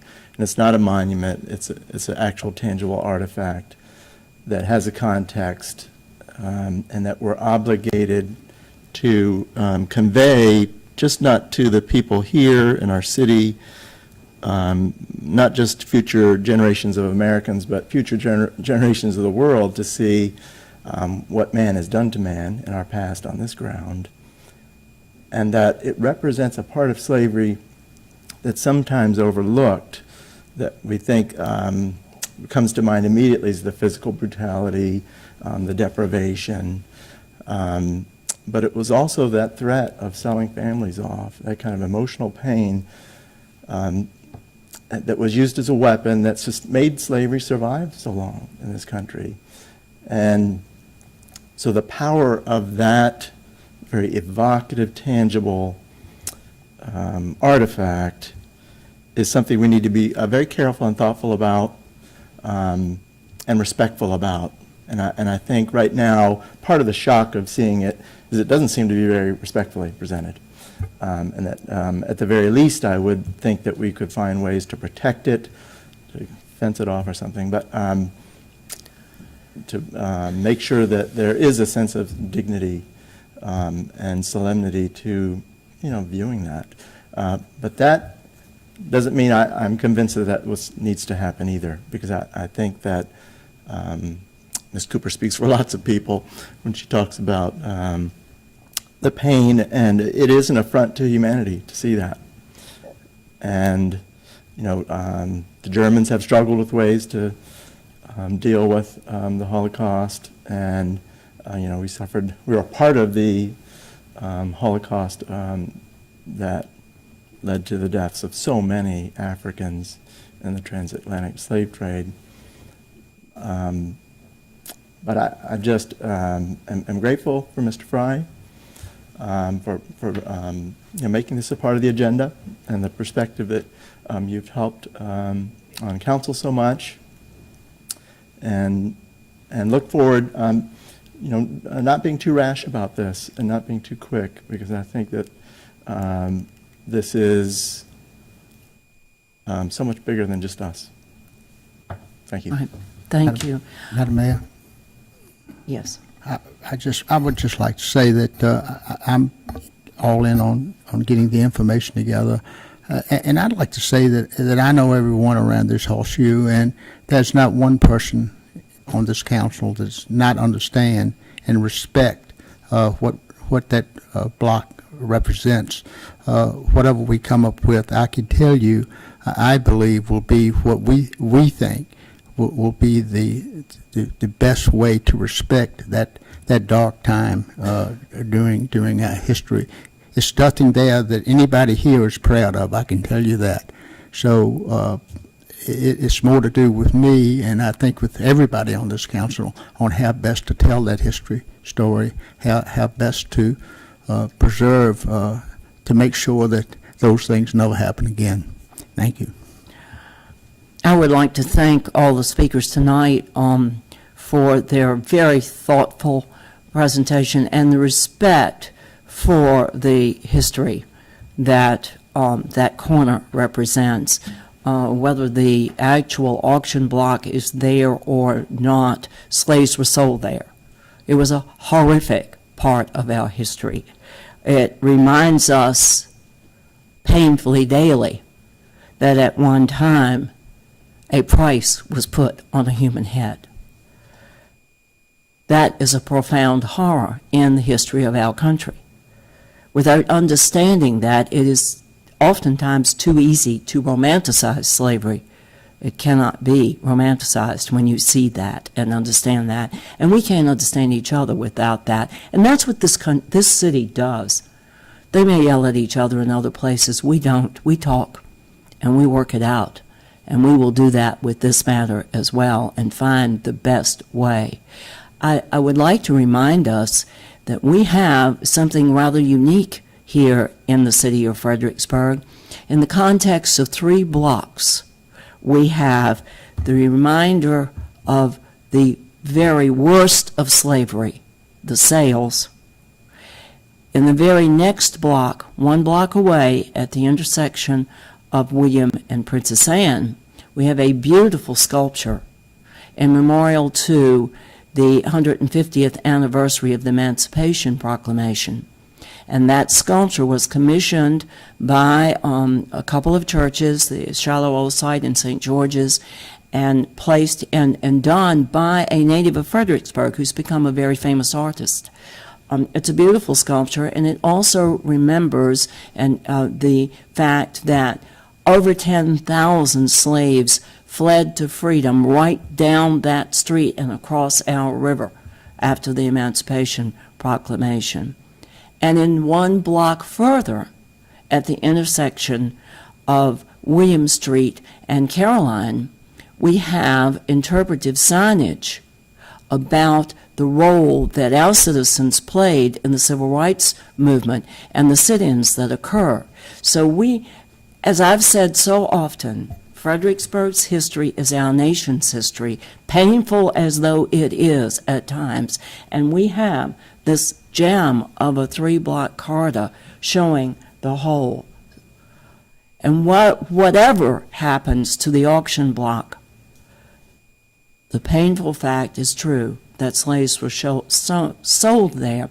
And I appreciate that most everyone making a comment on this appreciates the significance of remembering both the bad and the good of our history. So, as has often been said, it can never happen again. So I appreciate all the comments that have been made tonight. I know that we will have a civil and good, healthy discourse and dialogue, and we will, as part of the process, have a community dialogue and hear from our community, and try to make, as we always do, the best decision for this city. Councilor Fry, you made the proposal. Yeah, thank you, Mayor Greenlaw. Of course, I would like to speak after some of the comments, but I'm not sure where we stand on the proposal, and I guess I said if there's an objection, are we sure that there wasn't an objection? I want to be clear on that first. I think Mr. Kelly would like the discussion to be broader and to include the public, but that was the only comment made. But Mr. Kelly, you do not object to our moving forward? No, I guess. All right. Okay. Thank you, Mr. Fry, for bringing this to us. Yeah, that's fine. Madam Mayor, can I make one request? I'm assuming if it's coming in September, if we can get some briefing before that time on exactly what the outline is going to be and how this is going to progress. Yes, that's fair, absolutely fair. Okay. Mr. Fry? I guess maybe I want to be clear, and this is very public, of course. You and I, and Mr. Baruti, city manager, I guess we'll inform council of where we are, and I guess also. And what we're going to recommend and how to proceed. Okay, because I want to express to the public about public participation, in my opinion. A lot of times, folks are handpicked. Not saying we do that as a council, but a lot of times folks are handpicked to who's going to sit in the room and speak on issues. Ultimately, that's not the public perception. One of you ladies who spoke, or the gentleman, you could have a twin brother, and does that mean that you speak for your twin? No. So what I'm saying is, a lot of times, and I'll say it like this, simple as I can, a lot of times African Americans get put in a box, and there's a perception that when a black man or a black woman speaks on something, that's the story of all black people or all black people's opinion. It's like there's not an opinion of people. It's kind of like black people don't disagree. Okay? I'm serious, because when serious issues come up, the question, I'm the only black man on city council. When hot items hit the topic, hit the desk, a lot of times the question is, what does the black man think? And I'm just being straight up. I'm telling everybody, and I can't deny what's going on. So black people do disagree. I want to make that publicly clear, because we don't speak for each other. We all have different opinions, and some folks don't understand what I'm saying. We don't all speak for each other. We have different views. So you can have a group or organization, you can have anybody that says, I'm a part of this. That's like saying, hey, my organization here agrees with this. No, it's just you, and you're part of that organization. So I want that to be clear. I had a funny feeling. I got to drink some water. I'm sorry. I had a funny feeling that somehow, sometime or another during my tenure here, that we were going to be approaching this. And tonight we are. I feel people can take it how they want to, and I look forward to moving forward. I just got to get this off my chest, and this is the time to do it for me. African Americans, I believe when you go by that, nobody else can feel what you feel when you walk past that block, when you walk up to it, when you're across from it, you can't, nobody, I guess, if you're not, then you can't feel what's going on. It's like something in the air. It's, you know, there's an eerie feeling, and I can't, you know, ask somebody, hey, take this feeling from me. No, it's going to happen. I've had grandparents. I've got a long history in Fredericksburg. A lot of folks on council, I'm not speaking on you guys who are here today. A lot of the previous councils are not, let's say, not from Fredericksburg, which is not a problem. A lot of folks that were on council years before me and so on and so forth came here as well. So my perspective is going to be a little different, and I'm just sharing it because I have a long history here in Fredericksburg. Period. I have great grandparents and so on and so. I have all of that here in Fredericksburg. So I heard the stories from my grandfather, my mother, talking about that slave block. That's a part of my history. So I've had those discussions directly from my ancestors, you know, about that slave block. So if there's any passion in my voice, that's why. Like I say, I don't have a problem with community dialogue, discussions. That's exactly what we need. Mr. Kelly, I disagree that we don't have that. I'm not going to box in every issue of the world when we're talking about the slave block. I'm going to talk about the slave block. That's why we have agendas, and that's why we have items on the agenda. When there's an item on the agenda, we speak to the item, not, you know, the way of the world. If that's the case, my father was a Vietnam vet, and from this area, from Fredericksburg, dropped out of school at John J. Wright, went to the service to take care of his family. He came back. His rights were not the same. Okay, he fought. They had parades before my father came home from war. So that's my real life and my real time story that's going on right now. Now, the question came up about the slave block and so on and so forth. I feel that as a council, we should approach it. At the end of the day, so the public understands, that's our voting pad right there. It's yay or nay. That's how votes go. Whatever happens and whatever we come up with, whatever we do, you get for and support. That's all you need to make something happen. But gladly enough, we have enough concerned folks who bring the issue to the table, and a lot of folks, including myself, won't agree with the history part. That's not saying that a black man beside me won't agree with that history part, and I want that to be clear. But a lot of folks are not going to agree with the history part, and I hear a lot of conversations that you all may not hear on a regular basis about that slave block. You know, so there's an eerie feeling. I'll also touch on one more thing because it's relevant to me. When I left, I was eavesdropping on the peaceful. I was eavesdropping because I care about my city. I was eavesdropping on a peaceful protest, or not, excuse me, don't say protest, peaceful gathering on Sunday night. Mm-hmm. And I sat in my car across the street in the back seat, window down. I want to absorb the feeling of the city. Okay, when something, this is not the first time I've stepped out there when things are going on. I'll jump right into it. So I sat in the car this time, not in it. I saw everybody that was, okay. But I took pictures, I took video. I'm going to tell y'all something. Once this peaceful gathering ended, there were 4 gentlemen who came down, and I recorded it. It's not fake. And there were 4 gentlemen who went to the block, and they had a discussion about the slave block, and somebody kind of made a reference to the laughing and things or whatever the case earlier. What these guys did, there was one African-American man, he stood by the block and put his hands on the block and so on and so forth, and his 3 Caucasian friends. I'm not prejudiced at all. They stood there at the block, they had a little discussion about it. They did a mock auction at the block. They rounded off the numbers like it was an auction, and then he stood there, the gentleman stood there, and then you heard him say, sold, sold, sold. So that's the reality of what's going on with the slave block in the city of Fredericksburg. I'm not making this up. So some people can say it's history or such, whatever you want to say. You can say anything you want to say. But when you have actions like that, it's like a trophy for people who love slavery. And that's my take on it. I didn't want to go all around, really all I wanted to do is say, hey, let's discuss it, and that's it. But if all these comments come up, I have to address it, and I have to tell you, let's say the other side. Let me tell it to you. So I don't have a problem with that. And also, a comment was made about some of the folks who spoke. Oh, thank you for doing it in a nice, peaceful way. As if you would come in here and throw stuff and cuss everybody out or whatever the case to get your point across. Nobody has to do that. So, I respect what you all say. And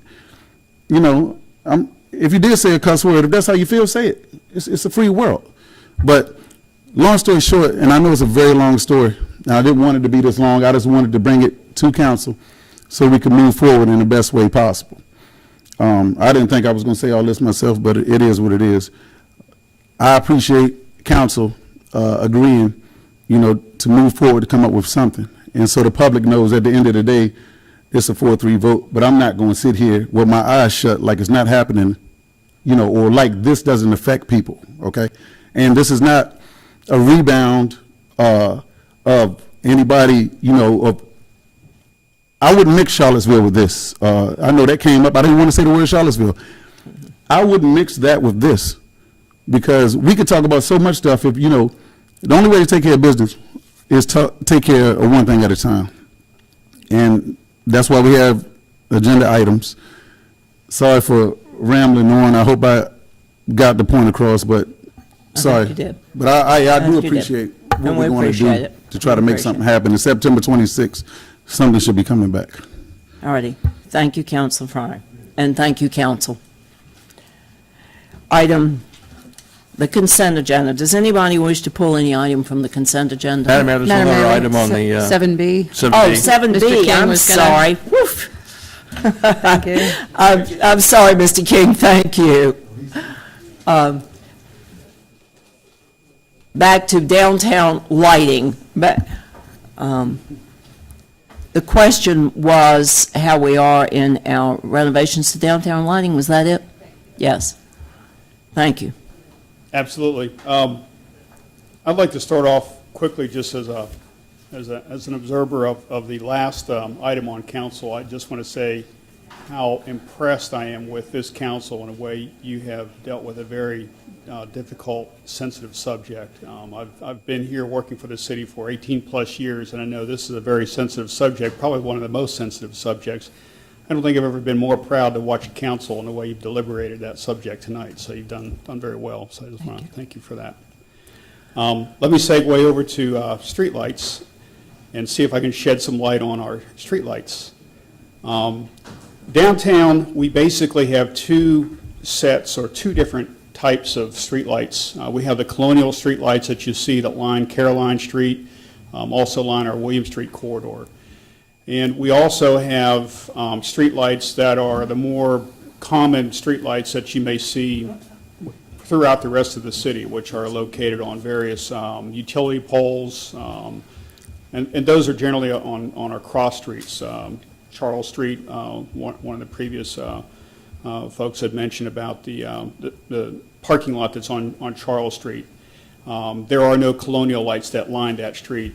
There are, I think, only the larger Cobra-style utility lights that are on the corners on Charles Street and other streets like that throughout the downtown. So we have an older colonial streetlight system in our downtown on Caroline Street, and it's progressed through, I think, from roughly the 1970s through some of the newer versions have been installed in just recent years at various locations, such as along the George Street corridor. So we have a lighting system downtown that in some areas is very old and in some areas is fairly new. We do want to try to focus on the older sections of the downtown first, the Caroline Street corridor, starting somewhere around Lafayette Boulevard and heading towards Amelia Street to try to work on renewing and revamping that older colonial streetlight system. We did submit a grant proposal a few months back to see if we could use or to obtain the grant to revamp those lights. Unfortunately, that grant was not approved for that lighting system, so we're still looking at ways to do the rehabilitation of those lights. One of the first things we do need to do, and we are planning to work on as soon as we can, is to basically get a baseline of what do we have there now, what's the condition of the lights that we have there now, and what are the things that we would like the new lights, when we eventually get to a project, to do. Do we want to have outlets at all of the street lights? Do we want to have LED lights on all of the new street lights? What type of colonial style light do we want? And you're seeing some of the initial parts of that with the test LED lights that we have installed near the Hyperion coffee shop. Currently, those lights, what we're seeing is that they're still, initially what I'm hearing is that they're still a little bit too bright, a little too white. They don't have that warmth, that glow to them that we want to see in a downtown. So we're working with manufacturers to help us find an LED type light that meets that warmth that we're looking for in the downtown. You've probably seen some studies about problems with lights that are too bright in downtowns and some of the health effects that those cause. So we're trying. One of the first steps we're trying to find is achieving that LED lighting, which is a new technology we'd like to move to if we can just get the color scheme right. So we're working on that as we speak, and it will take some time for us, but we are working to try to pull a project together to begin revamping the colonial lights. It will just take some time. The Cobra style lights that we have on our cross streets, that's something I think we can do a little quicker, and we can take a look at some of our dark areas, such as between William Street and the Charles Street parking lot, to see if there are some utility poles in those areas where we can work with Dominion Virginia Power to install some new lights, some new lighting on existing utility poles on those cross streets, and try to brighten up the downtown. That's something fairly simple and I think fairly quick that we can do. Possibly get some of those lights in even for this holiday shopping season. So we can take a look at some of those streets and try to make some impacts there. Yep. Thank you. Thank you. Appreciate that. Thank you. Okay. Now we can come to the consent agenda. Does anyone wish to pull an item from the consent agenda? Madam Mayor, I move the consent agenda is submitted. Second. Motion's been made and seconded. Please cast your votes. Motion passes 7-0. We have no minutes. We have one appointment. We have a vacancy in the Architectural Review Board. Do we have a nomination? Madam Mayor, I move that we approve Carthen Davis to the Architectural Review Board. Motion's been made and seconded. Please cast your vote. Thought she was going to poll. Motion passes 7-0. City Manager's agenda, item 11A. Mr. Fawcett? Madam Mayor, in the interest of time, I don't think we need to go through this discussion again, so I'll go ahead and move second read on temporary leasing of a portion of the rented courthouse, St. George Episcopal Church for Sunday religious instruction. Second. All right. Please cast your votes. Thank you, Mr. Fawcett. You don't have to get up. Upstate. Item 11B. Motion passes 6-0. Vice Mayor Withers abstaining. That's right. Okay. Item 11B is a first read resolution budget item. Ms. Jett? Good evening. City Council is asked to consider an amendment to the 2017 budget for final year-end adjustments. Staff recommends approval of the attached resolution on the first reading. The resolution will require 2 readings for final approval. The second reading is scheduled for September 12th. As part of our annual process of preparing the audit, City Council is asked to make adjustments to the budget at the close of the fiscal year. And I'd like to point out that there are just a few adjustments this year. However, I will be presenting adjustments for the schools at a future meeting. The first adjustment is for $136,600 in FY17 for the roof replacement of the Walker Grant Middle School. The project was budgeted in 18. However, the school, to ensure timely completion, started the project early, so we're going to pay $136,600, and we need to appropriate that in FY 2017. However, this is not going to increase the overall appropriation for the project. The other adjustments, there's three, they're minor, and all three total less than $2,000. And these are going to be in the Education Bond Fund, the Special Welfare Fund, and in the other post-employment benefit funds. So again, the adjustments increase the appropriation for the school bond funded capital fund for the roof replacement by $136,600, and for the other funds by $1,931. Any questions for Ms. Jett? Madam Mayor, move first read. Second. Councilor Duffy. City Attorney, I am a member of a class of many hundreds of people who enjoy being dry on rainy days. Do I need to make a disclosure? No, sir. Thank you. Okay. Thank you. Please cast your votes. Motion passes 7-0. Item 11C. Thank you, Madam Mayor. This is a resolution to initiate amendments to the comprehensive plan. Thank you for the computer. The proposal before you tonight is to start the process to amend the 2015 comprehensive plan.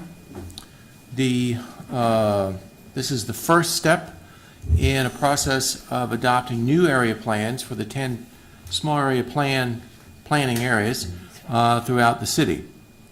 This would amend Chapter 10 of the comprehensive plan, which addresses the general land use plan concepts, establishes the use of transects to apply them to make land use policies.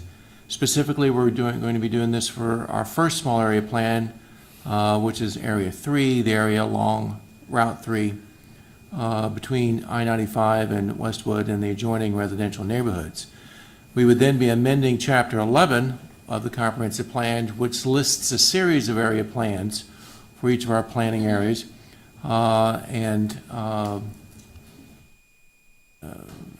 establishing specific land use policies and transportation policies for that area. The use of transects is a concept that has been developed in planning theory over the past 25 to 30 years. It was originally taken from biologists who were noting how there is a progression of natural resources throughout an environment, and this was transferred to try to denote or connote the progression of land uses from a most rural circumstance to a most urban standpoint.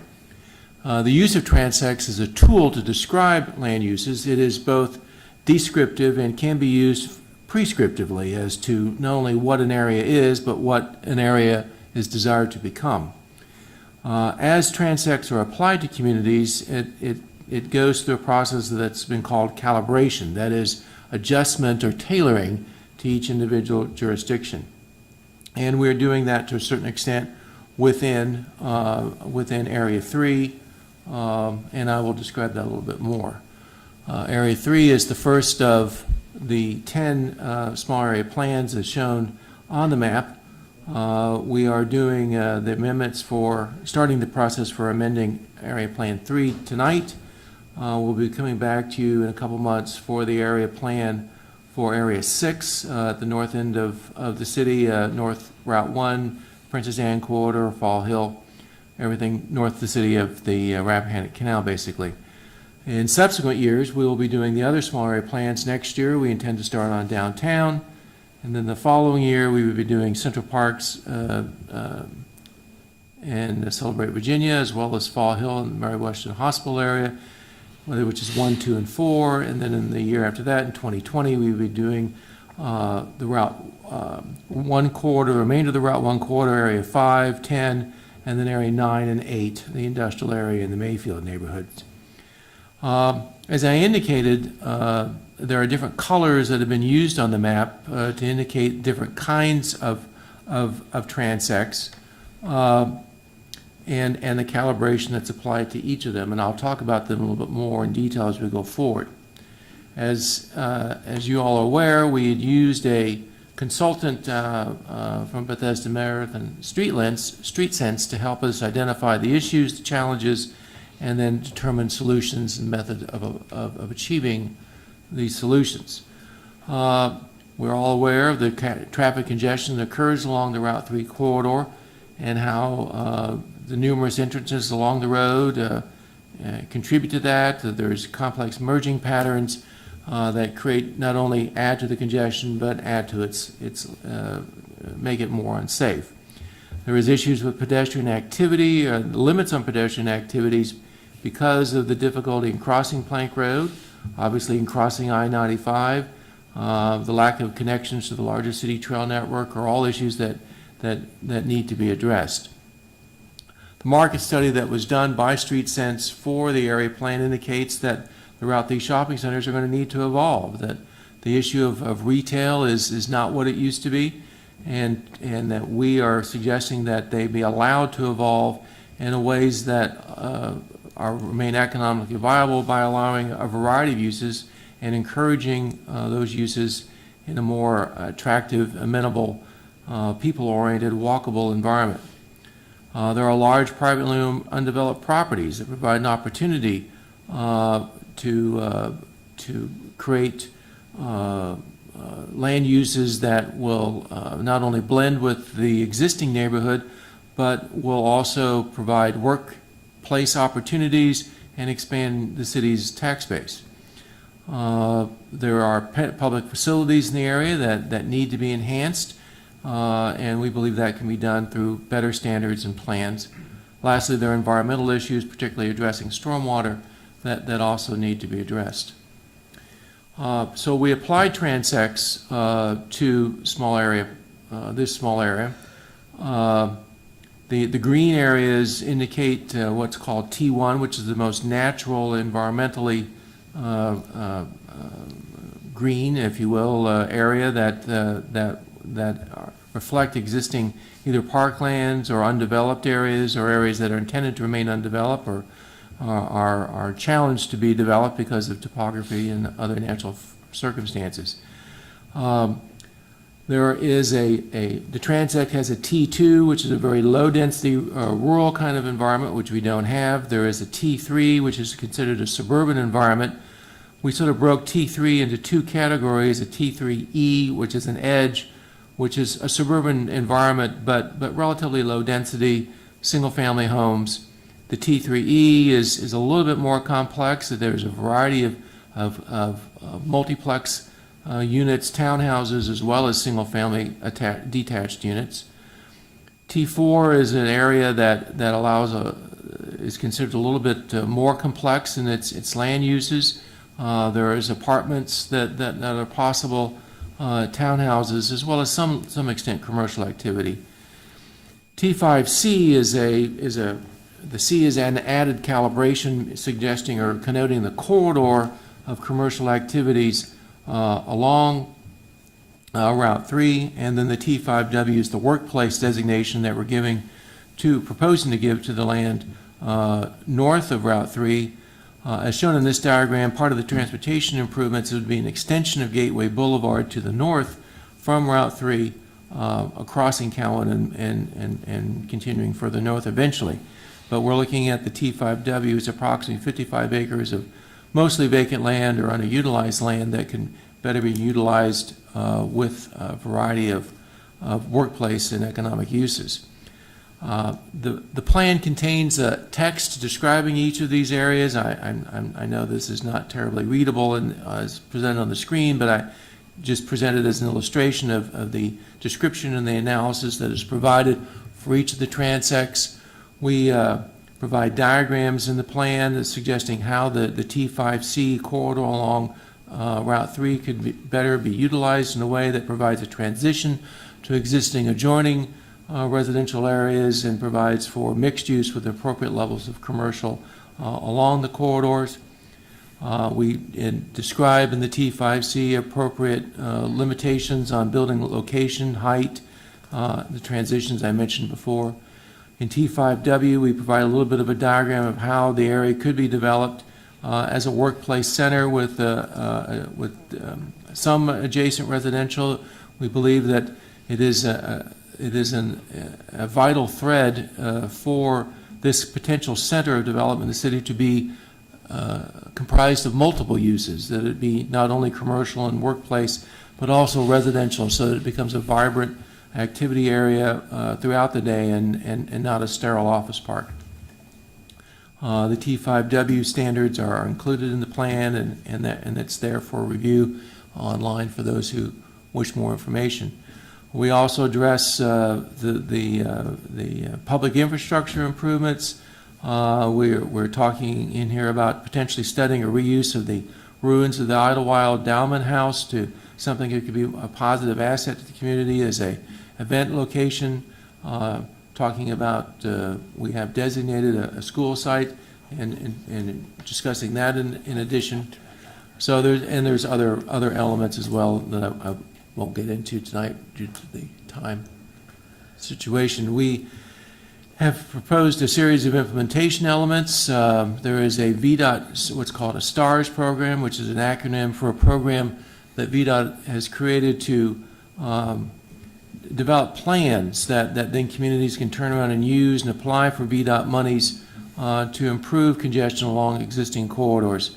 And a STARS plan has been done for this Route 3 corridor, and we do propose to adopt that and move forward. The plan does suggest a series of pedestrian improvements, improvements to the Route 3 corridor in terms of its appearance, making it very clear that part of this plan would be the extension of Gateway Boulevard from Route 3 to eventually Fall Hill Avenue. From a regulatory standpoint, we would propose that we would consolidate the relatively modest areas that are now zoned shopping center in with highway commercial. This will result in a very slight increase of residential and commercial development. The floor area ratio goes from a 0.5 to a 0.7, a very modest change, and the residential zoning is essentially comparable. We propose setting up a public institutional open space district so that land that is used for open space or schools, other kind of public institutions would be in a zoning district that reflects that activity, that many of our schools and park areas are zoned residential or zoned commercial, clearly uses that no one intends to occur on these properties. So we think it's best to establish this kind of public institutional open space district for eventual application throughout the city. The fourth element there is talking about implementing the Chesapeake Bay Action Plan to reduce pollution loads in the river. And then we would do some updating to the PDC and PDR regulations. We believe those would probably be the best potential tools for the T5W, but we are not proposing any T5 rezonings at this point, but wish to sharpen the tools that we think are most appropriate to apply to those areas. Finally, we have sections addressing a series of public improvements, ways to create form-based codes to ensure the appropriate integration of the redevelopment of the shopping center areas, creating trails to bridge the barriers that are Route 3 and I-95 and the lack of continuity with the larger city's trail network. And I've mentioned some of those other elements as well, the Idlewild House and the potential school site. And as well, creating gateway and entry facilities along Route 3 and along 95 immediately adjacent to this area. That's the general scope of the plan. What we're proposing is that council would initiate this activity this evening. We would take this on to the Planning Commission for a public hearing. If you do initiate it tonight, it'd be at their September 13th meeting. They would hold a public hearing at that point in time. May hold additional public meetings depending on the review. This has been reviewed by the Planning Commission at a couple of work sessions, so I believe they're familiar with it. Then eventually this will be coming back to council for additional public hearing. We will be very shortly, and when I say shortly, I'm saying in the next month or so, be coming back to council with some of the specific zoning regulations that would be used to implement these policies, sort of step 2.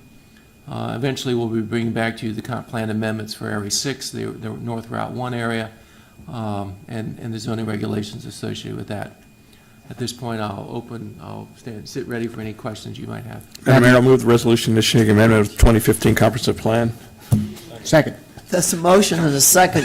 Councilor Duffy. Thank you. I'll make a brief comment. I just want to thank Mr. Johnston for this report, and I remain very supportive of this process. I enjoyed the chance to sit in on most of the community meetings and the work that Street Sense did, seeking public input and everything. I just think this is a great program that can get us planning ahead in a way that builds the kind of community we all want. So I'm very supportive. Sorry to slow down the meeting. Thank you. That's fine. Thank you, Councilor Devine. I'm just going to comment also that I appreciate the staff's work, but also, we're really not rushing this through. We did have a work session on this earlier tonight, so it's not like we just are like, yep, okay. So I just want everyone to know that we really took a good look at this and discussed it. We really have read it. All righty, please cast your votes. Motion passes 7-0. Thank you. Item 11D, Mr. Fawcett. Yes, in the parking action plan that was recently completed, and we've now moved into the implementation phase, a parking task force appointed by the council participated in that with the council, the city staff, and the public. Staff has recommended, and the task force has endorsed the recommendation that the parking task force continue, changing the name to the Parking Advisory Committee to reflect its more continuing and ongoing role, as opposed to a task force that's usually created for a single purpose and then it goes out of existence at the end of that particular time. The resolution before you sets the structure of the proposed Parking Advisory Committee. In recognition of the hour, I won't go through that one by one, but I will be glad to answer any questions that councilors might have. Any questions of Mr. Fawcett? Madam Mayor, I move the resolution establishing the Parking Advisory Committee. Please cast your votes. Motion passes 7-0. City Manager, I'll call on you for your update. Thank you, Madam Mayor. Just quickly highlight a couple highlights from the report. WTTG Fox 5 will be here in the city this Friday. They're doing what they call Zip Trip, so they'll be again in the city at Hurtcamp Park from 6 a.m. to 11 a.m.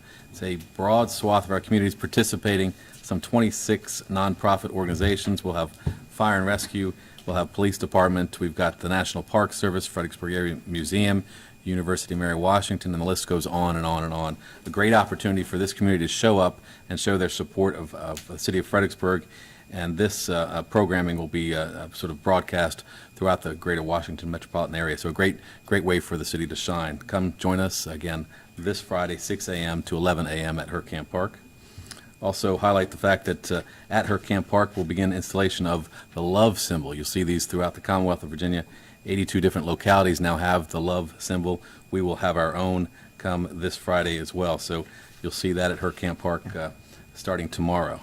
Lastly, I'll just thank the police department, the sheriff's department, fire and rescue, and other agencies who participated in this year's annual National Night Out. I'll also highlight by name the neighborhoods that participated. We're grateful for their participation. Evergreens, Madonna House, Mill Park Terrace, River Walk Subdivision, Kensington Hill, Hazel Hill, Heritage Park, the Preserve, Twin Lakes, the Commons, and that is a robust list. We encourage others to join us in future years. Thank you for the great participation. We also have a calendar for your review. Happy to take any questions, Madam Mayor. Thank you. I would like to thank Officer Butterfield for being with us this evening. If there's nothing more to come before this body, we are adjourned.